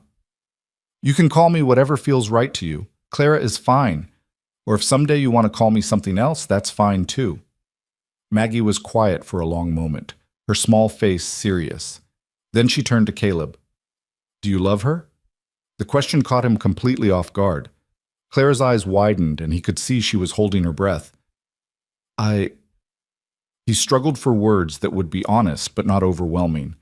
I care about Clara very much. She's been good to us, good to you, and I want her to stay. Mama used to say love is when you want someone to be happy, even more than you want to be happy yourself. Maggie looked at Clara. Does Daddy make you happy? Clara's voice was thick with emotion. Yes, sweetheart, he does. And so do you. Then I think you should get married. Maggie stated it like it was the simplest thing in the world. Can I help pick flowers for the wedding? Just like that, the tension broke. Clara laughed, watery but genuine, and pulled Maggie into a hug. Caleb stood there watching them, his daughter and the woman who was about to become his wife, and felt something unlock in his chest, something that had been frozen since Sarah died. An hour later, Caleb rode into town alone. The morning was bright and cold, his breath fogging in the air, his mind still spinning with the enormity of what he was about to do. He went straight to the church, a simple white building at the edge of town that he hadn't entered since Sarah's funeral. Reverend Hayes was in his study, a kindly man in his 60s who'd known Caleb since he first came to Kansas. The Reverend looked up in surprise when Caleb knocked on the open door. Caleb Harlan, I haven't seen you in these halls in quite some time. I know, sir. I'm not here for services. Caleb removed his hat, suddenly feeling awkward. I need to arrange a marriage. The Reverend's eyebrows rose. I'd heard you brought a woman out from the east. Mrs. Wells, isn't it? Yes, sir. Clara. We want to be married, soon as possible. I see. Reverend Hayes gestured for Caleb to sit. This is rather sudden. You've only known each other a few months. It's complicated, sir. There are legal reasons, protection she needs. But it's not just that. Caleb struggled to explain. She's good for Maggie, good for the ranch. We work well together, and He stopped, realizing something as he said it. I don't want to lose her. Do you love her? The same question Maggie had asked, but harder coming from a man of faith. Caleb thought about it honestly, the way his heart kicked when Clara smiled, the comfort of her presence, the rightness of her being in his home. Was that love? Or just loneliness finding relief? I don't know, he admitted. I love my Sarah with everything I had. This feels different, but it feels real. Reverend Hayes studied him with those sharp, kind eyes. Love takes many forms, Caleb. What you had with Sarah was built over years of courtship and marriage. What you're building with Clara is starting from different ground. Necessity, respect, shared purpose. That doesn't make it less valid. So you'll marry us? I will. But I need to meet with Clara first. Make sure this is truly her choice. Some women in difficult circumstances feel they have no options, and I won't perform a marriage where one party feels forced. She's not forced. It's her idea as much as mine. Then she won't mind speaking with me. Bring her tomorrow afternoon. We'll talk. And if I'm satisfied you're both entering this with clear minds and honest intentions, I'll perform the ceremony the day after. Caleb shook the Reverend's hand and left, feeling both relieved and terrified. 2 days. In 2 days, Clara would be his wife. Maggie would have a mother figure who was legally bound to them, and he'd be taking on all the trouble that came with Clara's past. He stopped by the mercantile to pick up supplies, trying to ignore the stares and whispers that followed him. News traveled fast in small towns, and his confrontation with Thornton yesterday had clearly made the rounds. Mrs. Henderson was practically vibrating with curiosity when he approached the counter. Mr. Harlan, I heard you had some excitement at your place last night. News travels. He kept his voice neutral, handing her his list. That Eastern gentleman has been asking all sorts of questions about Mrs. Wells, saying some rather concerning things about her character. Mrs. Henderson's eyes gleamed with malicious interest. Is it true she killed her husband? Mrs. Wells defended herself against an abusive man. The law cleared her of any wrongdoing. Everything else is gossip and lies. Well, some are saying you're taking a big risk, keeping a woman like that around your young daughter. Caleb leaned forward, his voice dropping to something dangerous. Mrs. Henderson, I'm going to say this once. Clara Wells is under my protection. Anyone who spreads rumors about her answers to me. Is that clear? The older woman actually stepped back, surprise and a hint of fear crossing her face. I'm just repeating what I've heard. Then stop hearing it. Now get my supplies together. I have better things to do than stand here listening to small-minded gossip. He left with his purchases, knowing he'd just made an enemy but not caring. Let them talk. Let them judge. Clara was his now, or would be soon enough. And he'd defend her with the same ferocity he'd defend Maggie. But riding back to the ranch, he couldn't shake the feeling that things were moving too fast, spinning out of control. In 3 days, everything about his life had changed. The careful isolation he'd maintained for 3 years was shattering, forcing him back into the world of conflict and consequence. He found Clara in the garden behind the house, such as it was, mostly dead weeds and frozen earth now, but she was out there with a notebook, planning what she'd plant come spring. Maggie played nearby, making snow angels and talking to herself the way children do. "Reverend Hayes will see us tomorrow afternoon," Caleb said, dismounting. "He wants to talk to you. Make sure you're certain about this." Clara nodded, brushing dirt from her hands. "That's reasonable. What will you tell people? About why we're marrying so suddenly?" "The truth, that we've been living as a household for months, that it makes sense to make it official. The details are nobody's business but ours." "Some will assume I'm pregnant." She said it matter-of-factly, but he saw the worry underneath. That kind of talk could hurt Maggie. Let them assume what they want. People who matter will see the truth. They walked back to the house together, Maggie running ahead to check on her kittens in the barn. Standing on the porch, Clara turned to face him. "Caleb, there's still time to change your mind. If this is too much, too fast, it's not." He surprised himself with how certain he sounded. "Is it for you?" "No, but I worry about what I'm bringing into your life. Robert Thornton isn't going to just disappear. And there may be others, people from my past who want answers or revenge or the money. You and Maggie could get caught in that. Then we'll handle it together." He reached out and took her hand, the gesture feeling both foreign and familiar. That's what marriage is, isn't it? Standing together against whatever comes? In theory. In practice, it's often very different. Then we'll be the exception. He squeezed her hand gently. "I'm not your first husband, Clara. I'm not going to hurt you or control you or make you regret this choice. But I'm going to stand by you, protect you, and make sure those Eastern bastards understand they can't touch you anymore." She looked up at him, and in her gray eyes he saw the war between hope and fear, between the desire to believe and the hard-learned knowledge that trust was dangerous. "I want to believe that," she whispered, "then start trying. One day at a time." The next afternoon they rode to town together, all three of them dressed in their Sunday best. Maggie chattered excitedly about the wedding, asking questions about dresses and flowers and cake. Clara answered patiently, though Caleb could see the tension in her shoulders as they approached the church. Reverend Hayes met them at the door, his expression warm but serious. He suggested Caleb take Maggie for a walk while he spoke with Clara privately. Caleb hesitated, but Clara nodded that it was all right. "Come on, sweetheart," he said to Maggie. "Let's go see if the Mercantile has any new penny candy." They walked through town, Maggie's hand in his, and he found himself watching the people they passed, noting the stares and whispers. Tom Richardson stopped them outside the feed store. "Caleb, heard some interesting news. You planning to make an honest woman out of your housekeeper?" The comment rankled, but Caleb kept his voice even. "Clara and I are getting married tomorrow. You're welcome to come if you can keep your opinions to yourself." Tom's expression shifted to something more respectful. "Well now, that's wonderful news. My wife will be pleased. She's been worried about appearances, with the two of you living under one roof unwed. We've done nothing improper. Course not. But still, good to make it official. That Eastern fellow still hanging around asking questions. Haven't seen him since the other night. Well, he's staying at the hotel, making a nuisance of himself, asking about Clara's character, trying to dig up dirt. Haven't found anyone willing to speak ill of her, though. She keeps to herself, but folks have noticed how good Maggie looks now. How well cared for." Caleb felt a rush of gratitude for small-town solidarity, whatever its motivations. "Appreciate you telling me." When they returned to the church, Clara was standing outside with the Reverend, her face pale, but composed. Reverend Hayes nodded to Caleb. "Tomorrow at 2:00.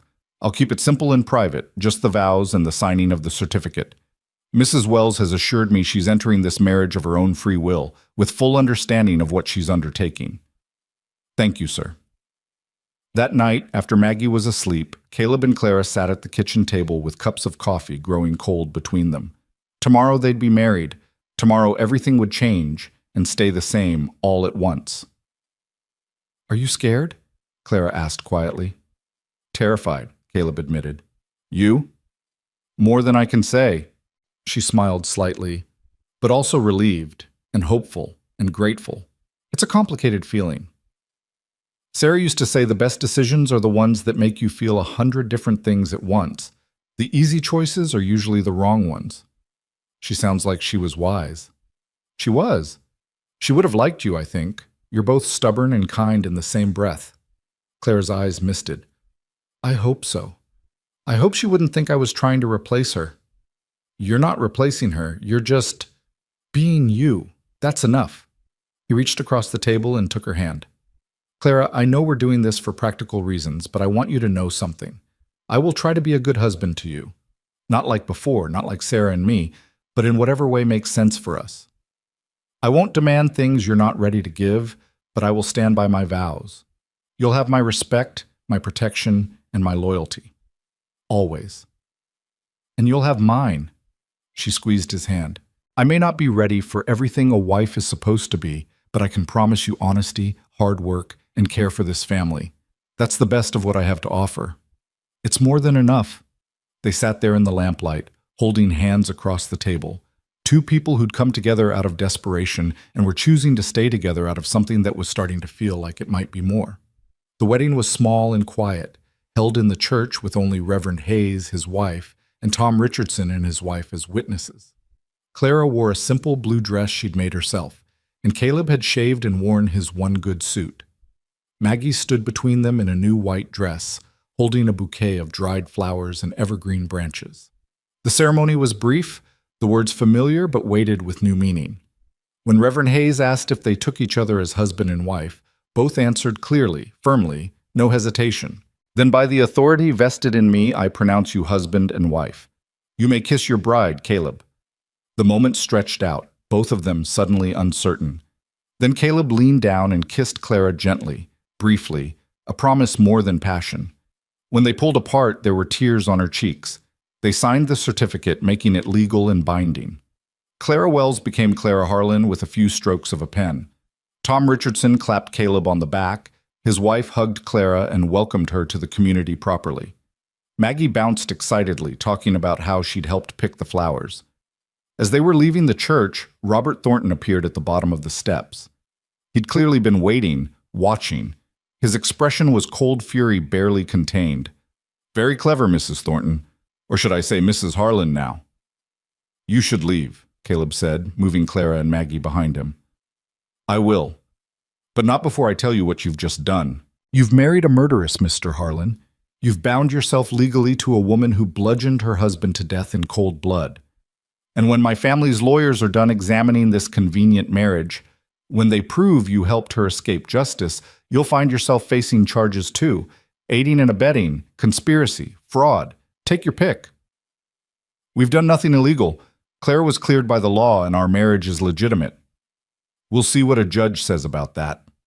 Thornton's smile was cruel. Enjoy your wedding night. It may be your last peaceful evening for a very long time. He walked away, leaving them standing there as townspeople began to gather, drawn by the confrontation. Clara was trembling, and Maggie looked frightened, not understanding but sensing danger. Let's go home, Caleb said quietly, guiding them to the wagon. The ride back was silent, all the joy of the ceremony leached away by Thornton's threats. When they reached the ranch, Caleb helped them down and was about to start unhitching the horses when Clara stopped him. Caleb, I need to say something. Can it wait? I should... No. Her voice was firm. I need to say this now, while I have the courage. Today you married me, bound yourself to all my troubles and complications. You did it to protect me, and I'll never forget that. But I want you to know it means more to me than just legal protection. For the first time since I was 19 years old, I feel like I have a partner, someone who sees me as a person worth defending instead of property to be controlled. That's a gift I never thought I'd have again. She stood on her toes and kissed him, longer than the brief touch in the church, with genuine feeling behind it. When she pulled back, her eyes were bright with unshed tears. Thank you for choosing me, for choosing us."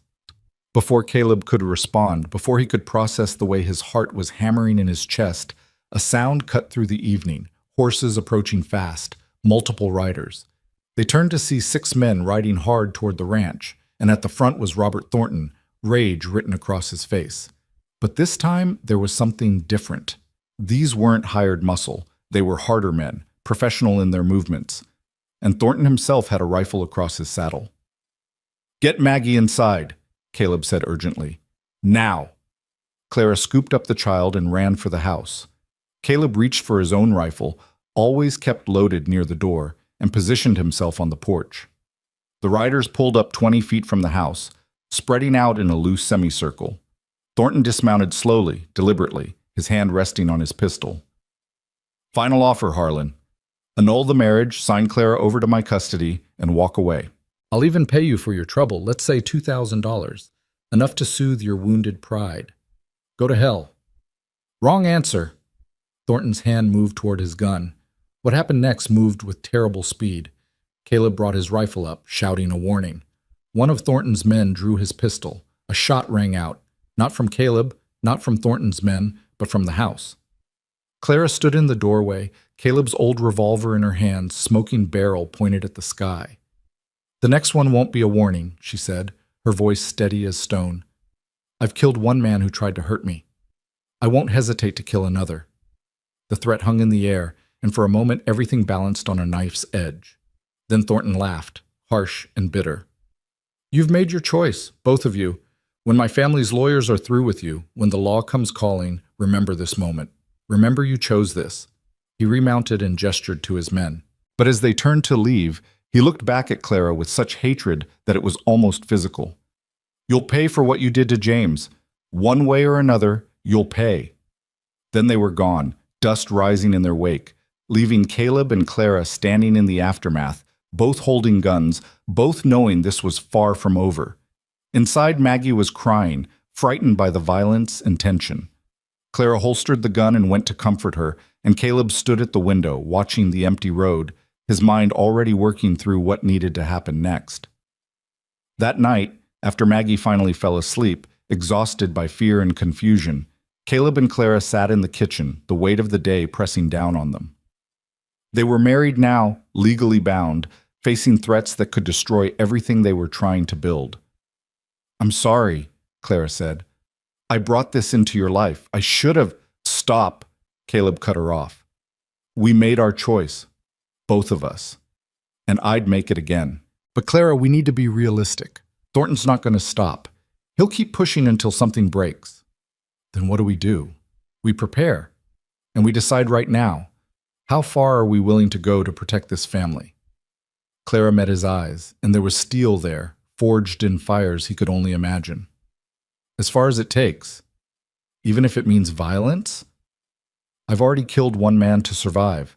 I won't let another take away the life I've finally found." She reached across the table and gripped his hand. "We protect Maggie. We protect each other. And if Thornton or anyone else tries to destroy that, we stop them, whatever it takes." Caleb nodded slowly, understanding they'd just crossed another line, made another choice that couldn't be undone. They were no longer just two people trying to survive.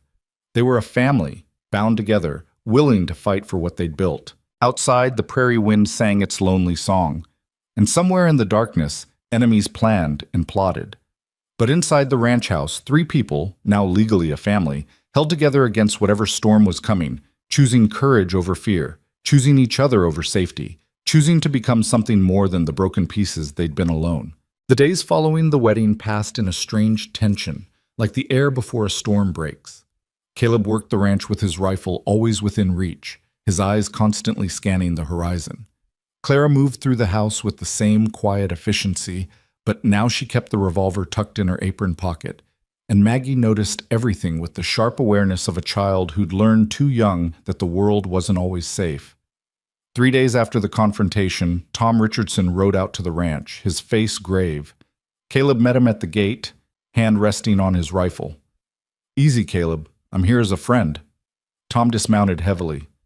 "That Thornton fellow left town yesterday morning, took the eastbound train. But before he went, he filed papers with the territorial court claiming you and Clara committed marriage fraud to help her escape justice. Caleb's jaw tightened. Can he do that? He can file anything he wants. Whether it holds up is another matter. Tom pulled out a folded document. Judge Morrison asked me to bring you this. It's a summons for you and Clara to appear before the court next month to answer the allegations.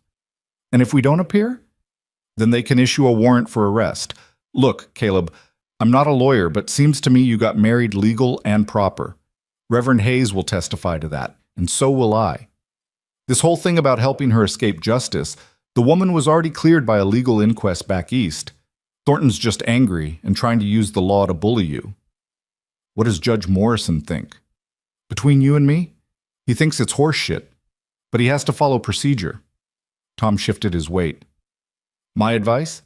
Get yourself a good lawyer, present the facts, show that Clara was cleared of wrongdoing and your marriage is legitimate. The judge is a fair man. He won't let some Eastern money throw his weight around without cause. After Tom left, Caleb brought the papers inside where Clara was teaching Maggie her letters at the kitchen table.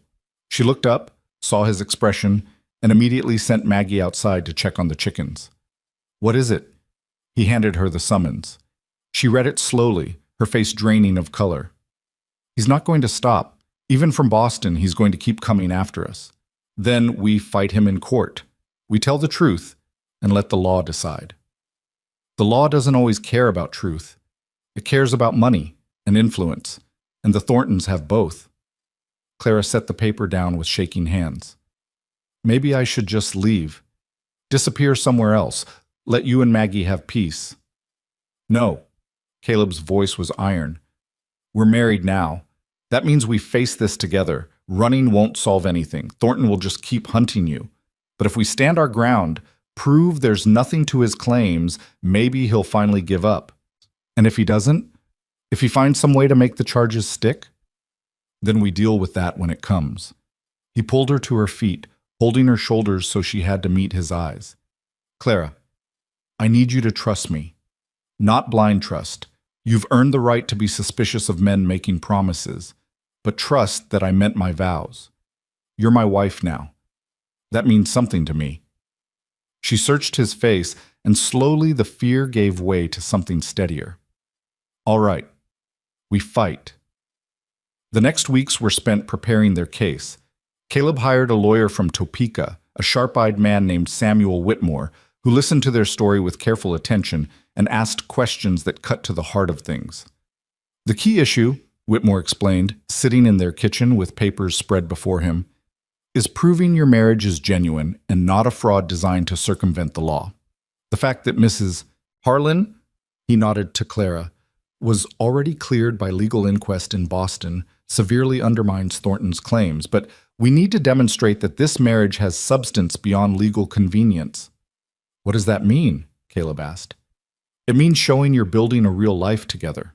Shared household, shared responsibilities, genuine affection. The court needs to see this as a legitimate union, not a business arrangement with vows attached. Clara and Caleb exchanged glances. The truth was complicated. Their marriage was both real and not real, built on necessity, but growing into something neither had quite expected.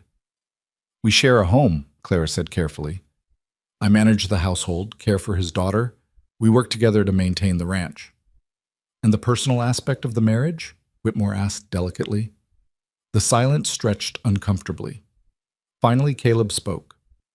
We're still finding our way, but there's genuine care between us. Anyone who knows us can see that. Whitmore made notes. Then that's what we present.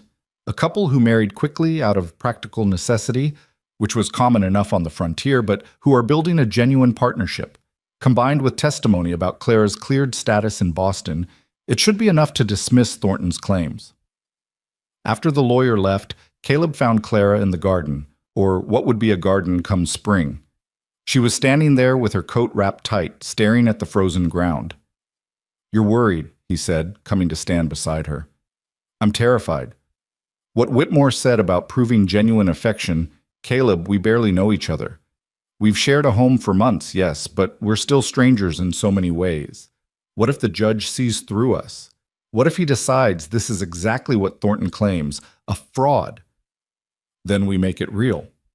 The words came out before he'd fully thought them through, but once said, he realized he meant them.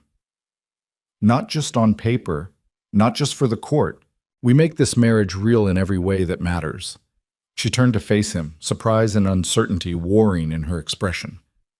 What are you saying? I'm saying we stop treating this like a temporary arrangement. We stop keeping so much distance between us. He struggled for words. We try, really try, to be what we claimed to be when we took those vows.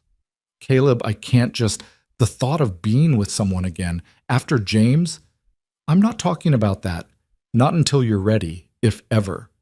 I'm talking about letting down the walls, talking to each other like partners instead of polite strangers, sharing the load instead of carrying everything separately. He took her hand, cold in his. I'm talking about building something real, Clara, something worth fighting for. Tears spilled over onto her cheeks. I want that.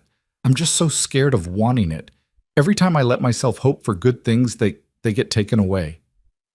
Then we hold on tight and refuse to let go. He pulled her close, and this time she didn't stiffen or pull back. She melted into him, accepting the comfort, accepting the possibility that maybe, just maybe, this could work. From the house, Maggie's voice called out asking where they were, and they separated, wiping eyes and straightening clothes. But something had shifted between them, some invisible barrier beginning to dissolve. That night, after Maggie was asleep, they sat together by the fire, not at opposite ends of the room as had been their habit, but side by side on the old sofa. Clara was mending one of Caleb's shirts, and he was oiling his saddle, and it felt domestic and right in a way that surprised them both. Tell me about Sarah, Clara said quietly. Really tell me, not just the facts, but who she was. Caleb's hand stilled on the leather. For 3 years, he'd avoided talking about his first wife, keeping those memories locked away like precious things that might shatter if exposed to air. But maybe that was wrong. Maybe keeping them locked away was what kept him locked away too. She was stubborn, he began, a small smile touching his lips. Insisted on coming west even though her family was horrified.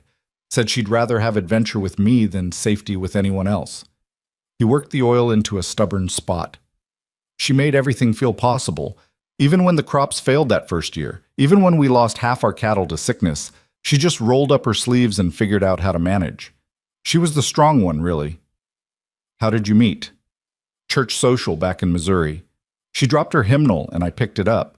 She thanked me, and I was so tongue-tied I couldn't say anything back. She thought it was hilarious. The memory was bittersweet but no longer agonizing. We courted for a year before I worked up the nerve to propose. Best decision I ever made. Until now? Clara asked softly. He looked at her, this woman who'd come into his life through a desperate advertisement, who'd survived things he could barely imagine, who loved his daughter with a fierceness that took his breath away. Until now, he confirmed. Claire set down her mending and took his hand. I want to tell you about James. The real story. Not just the ending. You don't have to. I do. If we're going to really try at this, you need to understand. She stared into the fire, gathering courage. He wasn't always cruel. When we first married, he could be charming, attentive. I thought I'd found someone who would take care of me. My parents had died the year before, and I was so alone.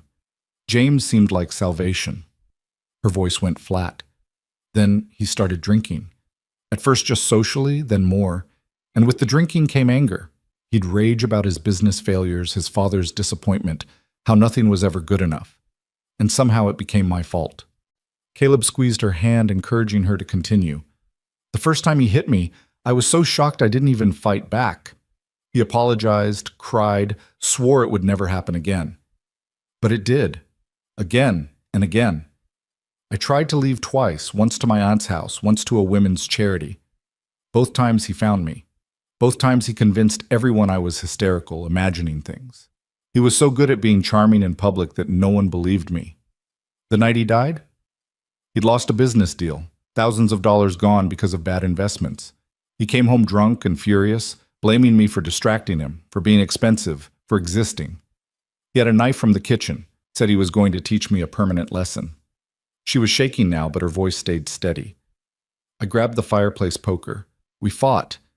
He was stronger, but I was desperate. When he finally went down, I kept hitting him. I couldn't stop. Even after he was still, I kept hitting him because I was so tired of being afraid. Clara, I'm not sorry he's dead. That makes me a terrible person, maybe, but I'm not sorry. The only thing I regret is not fighting back sooner, harder. Maybe then I wouldn't have lost so many years to fear.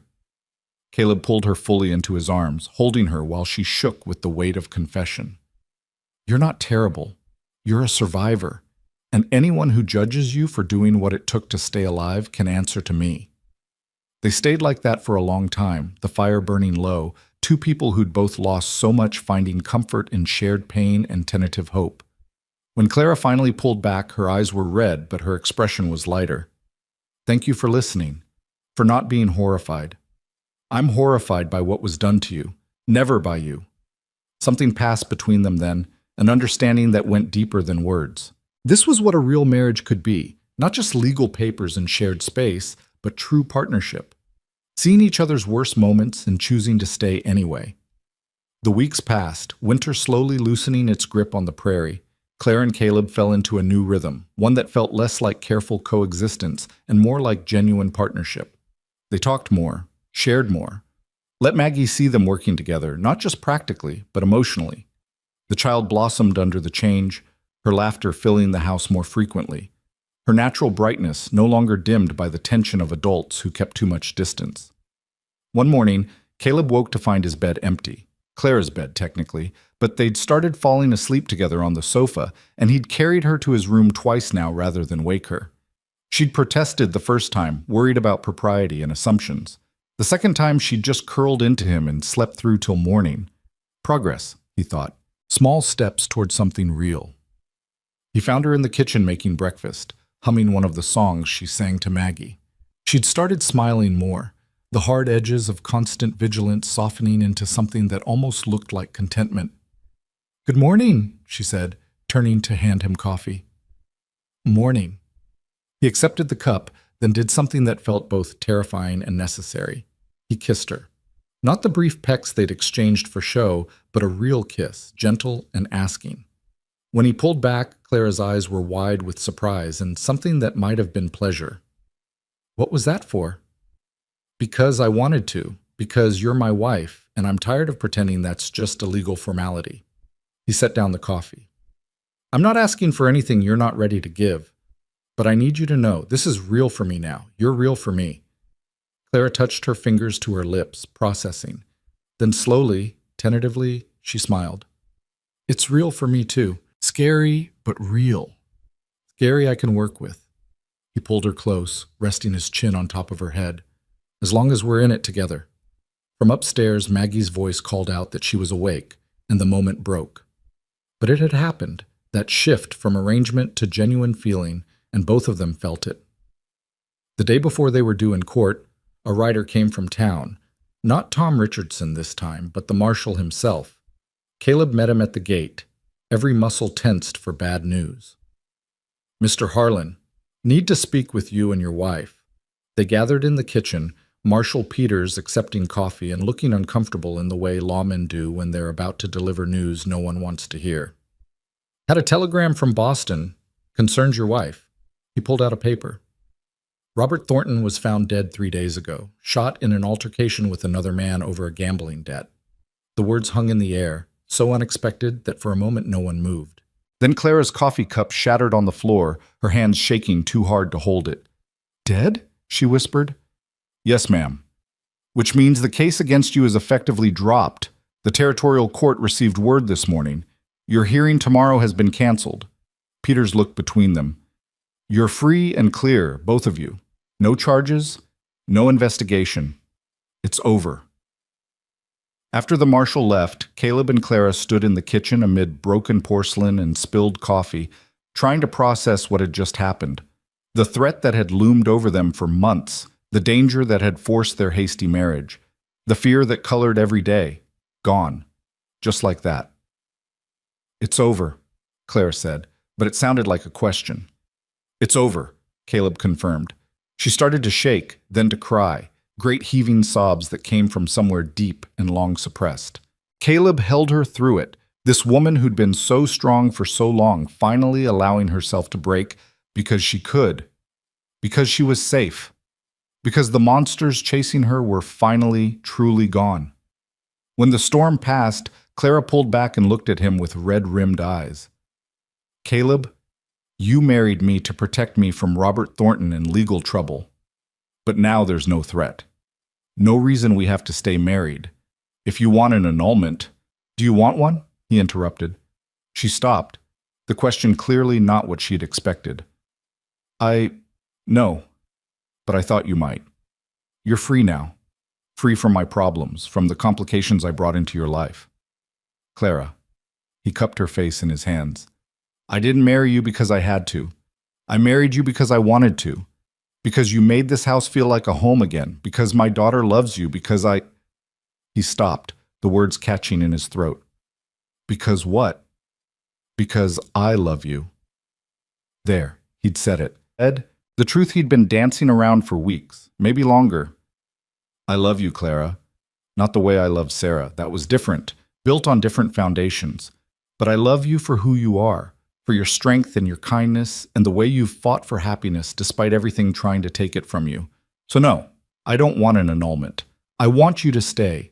Not because you have to, but because you want to. Fresh tears spilled over, but these were different, softer, filled with something other than pain. I love you too. I didn't think I could, after James.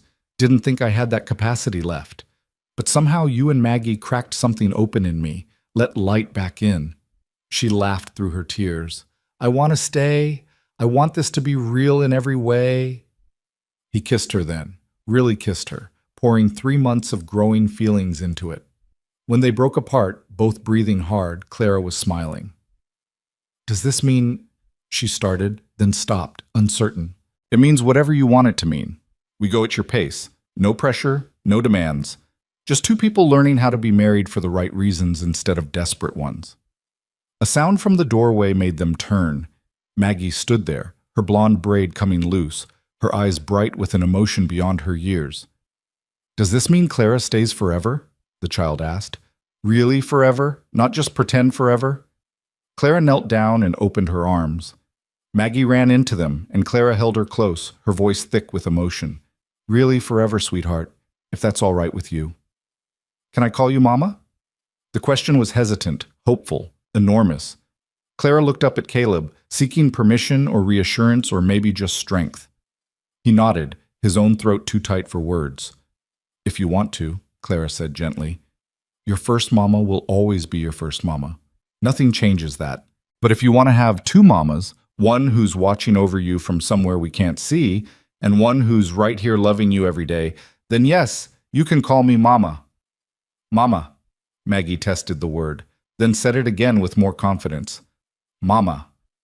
She launched herself at Clara with such force they both tumbled to the floor, laughing and crying and holding each other. Caleb stood watching his family, because that's what they were now, truly a family, and felt the last piece of ice around his heart finally melt. Spring came to the prairie in a rush of green and wildflowers, exactly as Caleb had promised. Clara planted her garden with Maggie's help, and together they learned the names of all the flowers that bloomed across the endless grassland. The ranch thrived under their combined efforts. The house transformed from a place of bare survival into a real home filled with laughter and life. One evening in late May, Caleb came in from the fields to find Clara sitting on the porch swing he'd built at Maggie's request. The sunset painted the sky in shades of orange and pink, and his wife was watching it with an expression of such peace it stopped him in his tracks. Beautiful, isn't it? Clara said, making room for him on the swing. It is. He sat beside her, putting his arm around her shoulders in a gesture that had become natural, comfortable. Hard to believe this is the same place from 6 months ago. Everything's changed. For the better, I hope. Definitely for the better. He pulled her closer. I was thinking that money from your first marriage. I know you don't want to touch it, but there might be another use for it. Clara tensed slightly. What do you mean? There's a women's shelter being started in Topeka, place for women escaping bad situations, helps them get on their feet, find work, Start over. I was thinking, if you wanted, you could donate some of that money to help fund it. Turn something that came from pain into something that prevents pain for others. She turned to look at him fully, eyes wide with surprise and something that might have been wonder. You would do that? Let me give away that much money? It's your money, Clara. It was always your choice what to do with it. I just thought, if you wanted to do something meaningful with it, something that honors what you survived, that might be a good way. Tears spilled over, but she was smiling through them. Yes, I want to do that. Take all of it, every penny that came from James, and turn it into something good. Something that helps other women escape before it's too late. They sat in the gathering darkness, making plans, dreaming together. Inside the house, Maggie was getting ready for bed, singing the songs Clara had taught her. The prairie wind was warm now, carrying the scent of growing things instead of the bitter cold of winter. Caleb, Clara said softly, I'm ready. Ready for what? To be your wife. In every way. She met his eyes, nervous but certain. I know we said we'd take our time, and we have, but I don't want to wait anymore. I trust you, I love you, and I want this marriage to be complete. His heart hammered in his chest. Are you sure? There's no rush, Clara. I meant what I said about going at your pace. I'm sure. She took his hand and placed it over her heart, letting him feel how it raced. I'm scared, but I'm sure. Help me not be scared anymore. He stood and pulled her to her feet, then lifted her into his arms the way he had on their wedding night, though that night he'd carried her only to her own door before bidding her good night. This time he carried her to their room, the one they'd been sharing more and more frequently, and closed the door behind them. What happened between them that night was private, sacred, the final step in transforming a marriage of convenience into a marriage of love. Clara trembled at first, old fears rising, but Caleb was patient and gentle, letting her set the pace, showing her through actions what he'd promised in words, that she was safe with him, cherished, that this was about connection and partnership, not control or ownership. Afterward, lying tangled together in the darkness, Clara cried again, but this time from relief, from healing, from the overwhelming realization that she'd finally, truly found her way home. Thank you, she whispered against his chest. For what? For being patient, for being kind, for choosing me when you could have chosen easy safety instead.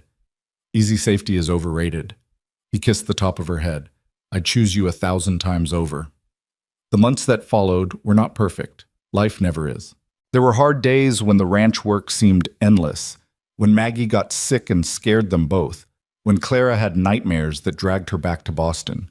But they faced it all together, and that made all the difference. Clara's donation to the women's shelter created ripples through the territory, helping dozens of women find their way to safety and new lives. Letters came from grateful survivors, and Clara kept everyone, reading them when the memories grew too dark, reminding herself that survival was possible, that good could come from pain. Maggie thrived, growing taller and brighter, her natural joy no longer dampened by loss and silence. She called Clara Mama without hesitation now, though she still talked about her first mother sometimes, keeping those memories alive in the way Caleb had hoped she would. Sarah would always be part of their family's story, but she was no longer a ghost haunting them, just a beloved memory held with love and gratitude. 1 year to the day after Clara had stepped off that train in Abilene, they had a party. Tom Richardson and his wife came, along with other neighbors who'd come to accept and respect the Harlan family. Reverend Hayes attended, pronouncing himself pleased to see a marriage he'd sanctified clearly thriving. Even Mrs. Henderson from the Mercantile managed to congratulate them, though she couldn't help adding that she'd known from the start it would work out. As the sun set on that anniversary, Caleb and Clara stood together watching their land, their home, their life spread out before them. Maggie played nearby with the barn cats, her laughter carrying on the warm spring breeze. Do you ever regret it? Clara asked. Answering that advertisement, bringing a stranger into your life, all the complications that came with me? Not for 1 second. He turned to face her, this woman who'd come to him broken and desperate, who'd healed and helped heal him in return. You saved us, Clara. Maggie and me both. We were just surviving before you came. Now we're living. We saved each other, she corrected. You gave me safety and trust and showed me what a good man looks like. That's a gift I can never repay. You repay it every day. He pulled her close, breathing in the lavender scent that now meant home to him. Every morning I wake up with you beside me. Every time I hear Maggie call you Mama, every time I see you smile, that's payment enough. From across the yard, Maggie came running, breathless and excited. Mama, Daddy, come see! The calico had her kittens. There's 5 of them. They went together to admire the new life, their daughter between them, all 3 holding hands. And standing there in the barn with straw on their clothes and sunset light slanting through the gaps in the walls, they were everything they'd needed to become. Not perfect, but whole. Not without scars, but healing. Not the family any of them had expected, but the family they'd chosen. That night, after Maggie was asleep and the house was quiet, Clara sat at the kitchen table writing a letter to the women's shelter. Caleb came to read over her shoulder, and she leaned back against him automatically, comfortably, the way partners do. I'm telling them about another donation, she explained, larger this time, and offering to visit, to talk to the women there about survival and hope, and how life can get better even when it seems impossible. That's good. They need to hear from someone who's been where they are. We all need to hear that sometimes. She set down her pen and turned to face him. Caleb, I want to tell you something. Something I've never told anyone. I'm listening. When I got on that train to come here, I didn't really believe I'd find safety or happiness. I thought I was just buying time, running until they caught me, or I ran out of places to hide. Her voice was steady, but her eyes were bright. But you and Maggie, you gave me more than shelter. You gave me a reason to stop running. You gave me a future worth fighting for. We gave each other that, he said, pulling her up and into his arms. That's what love does. It makes the fight worthwhile. They stood together in the lamplight, swaying slightly to music only they could hear. 2 people who'd been broken in different ways, finding wholeness in each other. Outside, the prairie stretched endless under a blanket of stars, and somewhere in that vastness were other people facing their own darkness, fighting their own battles. But here, in this small ranch house in the middle of Kansas, 3 people who'd found each other through desperation had created something remarkable. A family built not on blood or tradition, but on choice and courage, and the profound act of showing up for each other, day after day, no matter what came. Caleb Harlan had ordered a wife for the ranch because he'd needed help. What he'd gotten was so much more. A partner, a friend, a love he'd thought he'd never feel again. Clara had answered that advertisement seeking only escape. What she'd found was a home, a daughter, and a man who proved that not all vows are made to be broken. And Maggie, who'd asked with a child's simple wisdom if Clara could stay forever, had received the answer she'd hoped for, not just in words, but in the life they built together, in the laughter that filled their home, in the certain knowledge that some families are made by choice rather than chance, and those families can be just as strong, just as real, just as forever. The prairie wind sang through the darkness, carrying with it the promise of tomorrow and all the tomorrows after that. Inside the house, the lamp burned low, and 3 hearts beat in rhythm with the land they'd claimed and the love they'd chosen. The past would always be part of them, Sarah's gentle memory, James's terrible legacy, the scars that never quite fade. But the future was theirs to write, one day at a time, one choice at a time, one moment of courage after another. And in the morning, they would wake together and begin again, as they always did, as they always would. Not because they had to, but because they wanted to.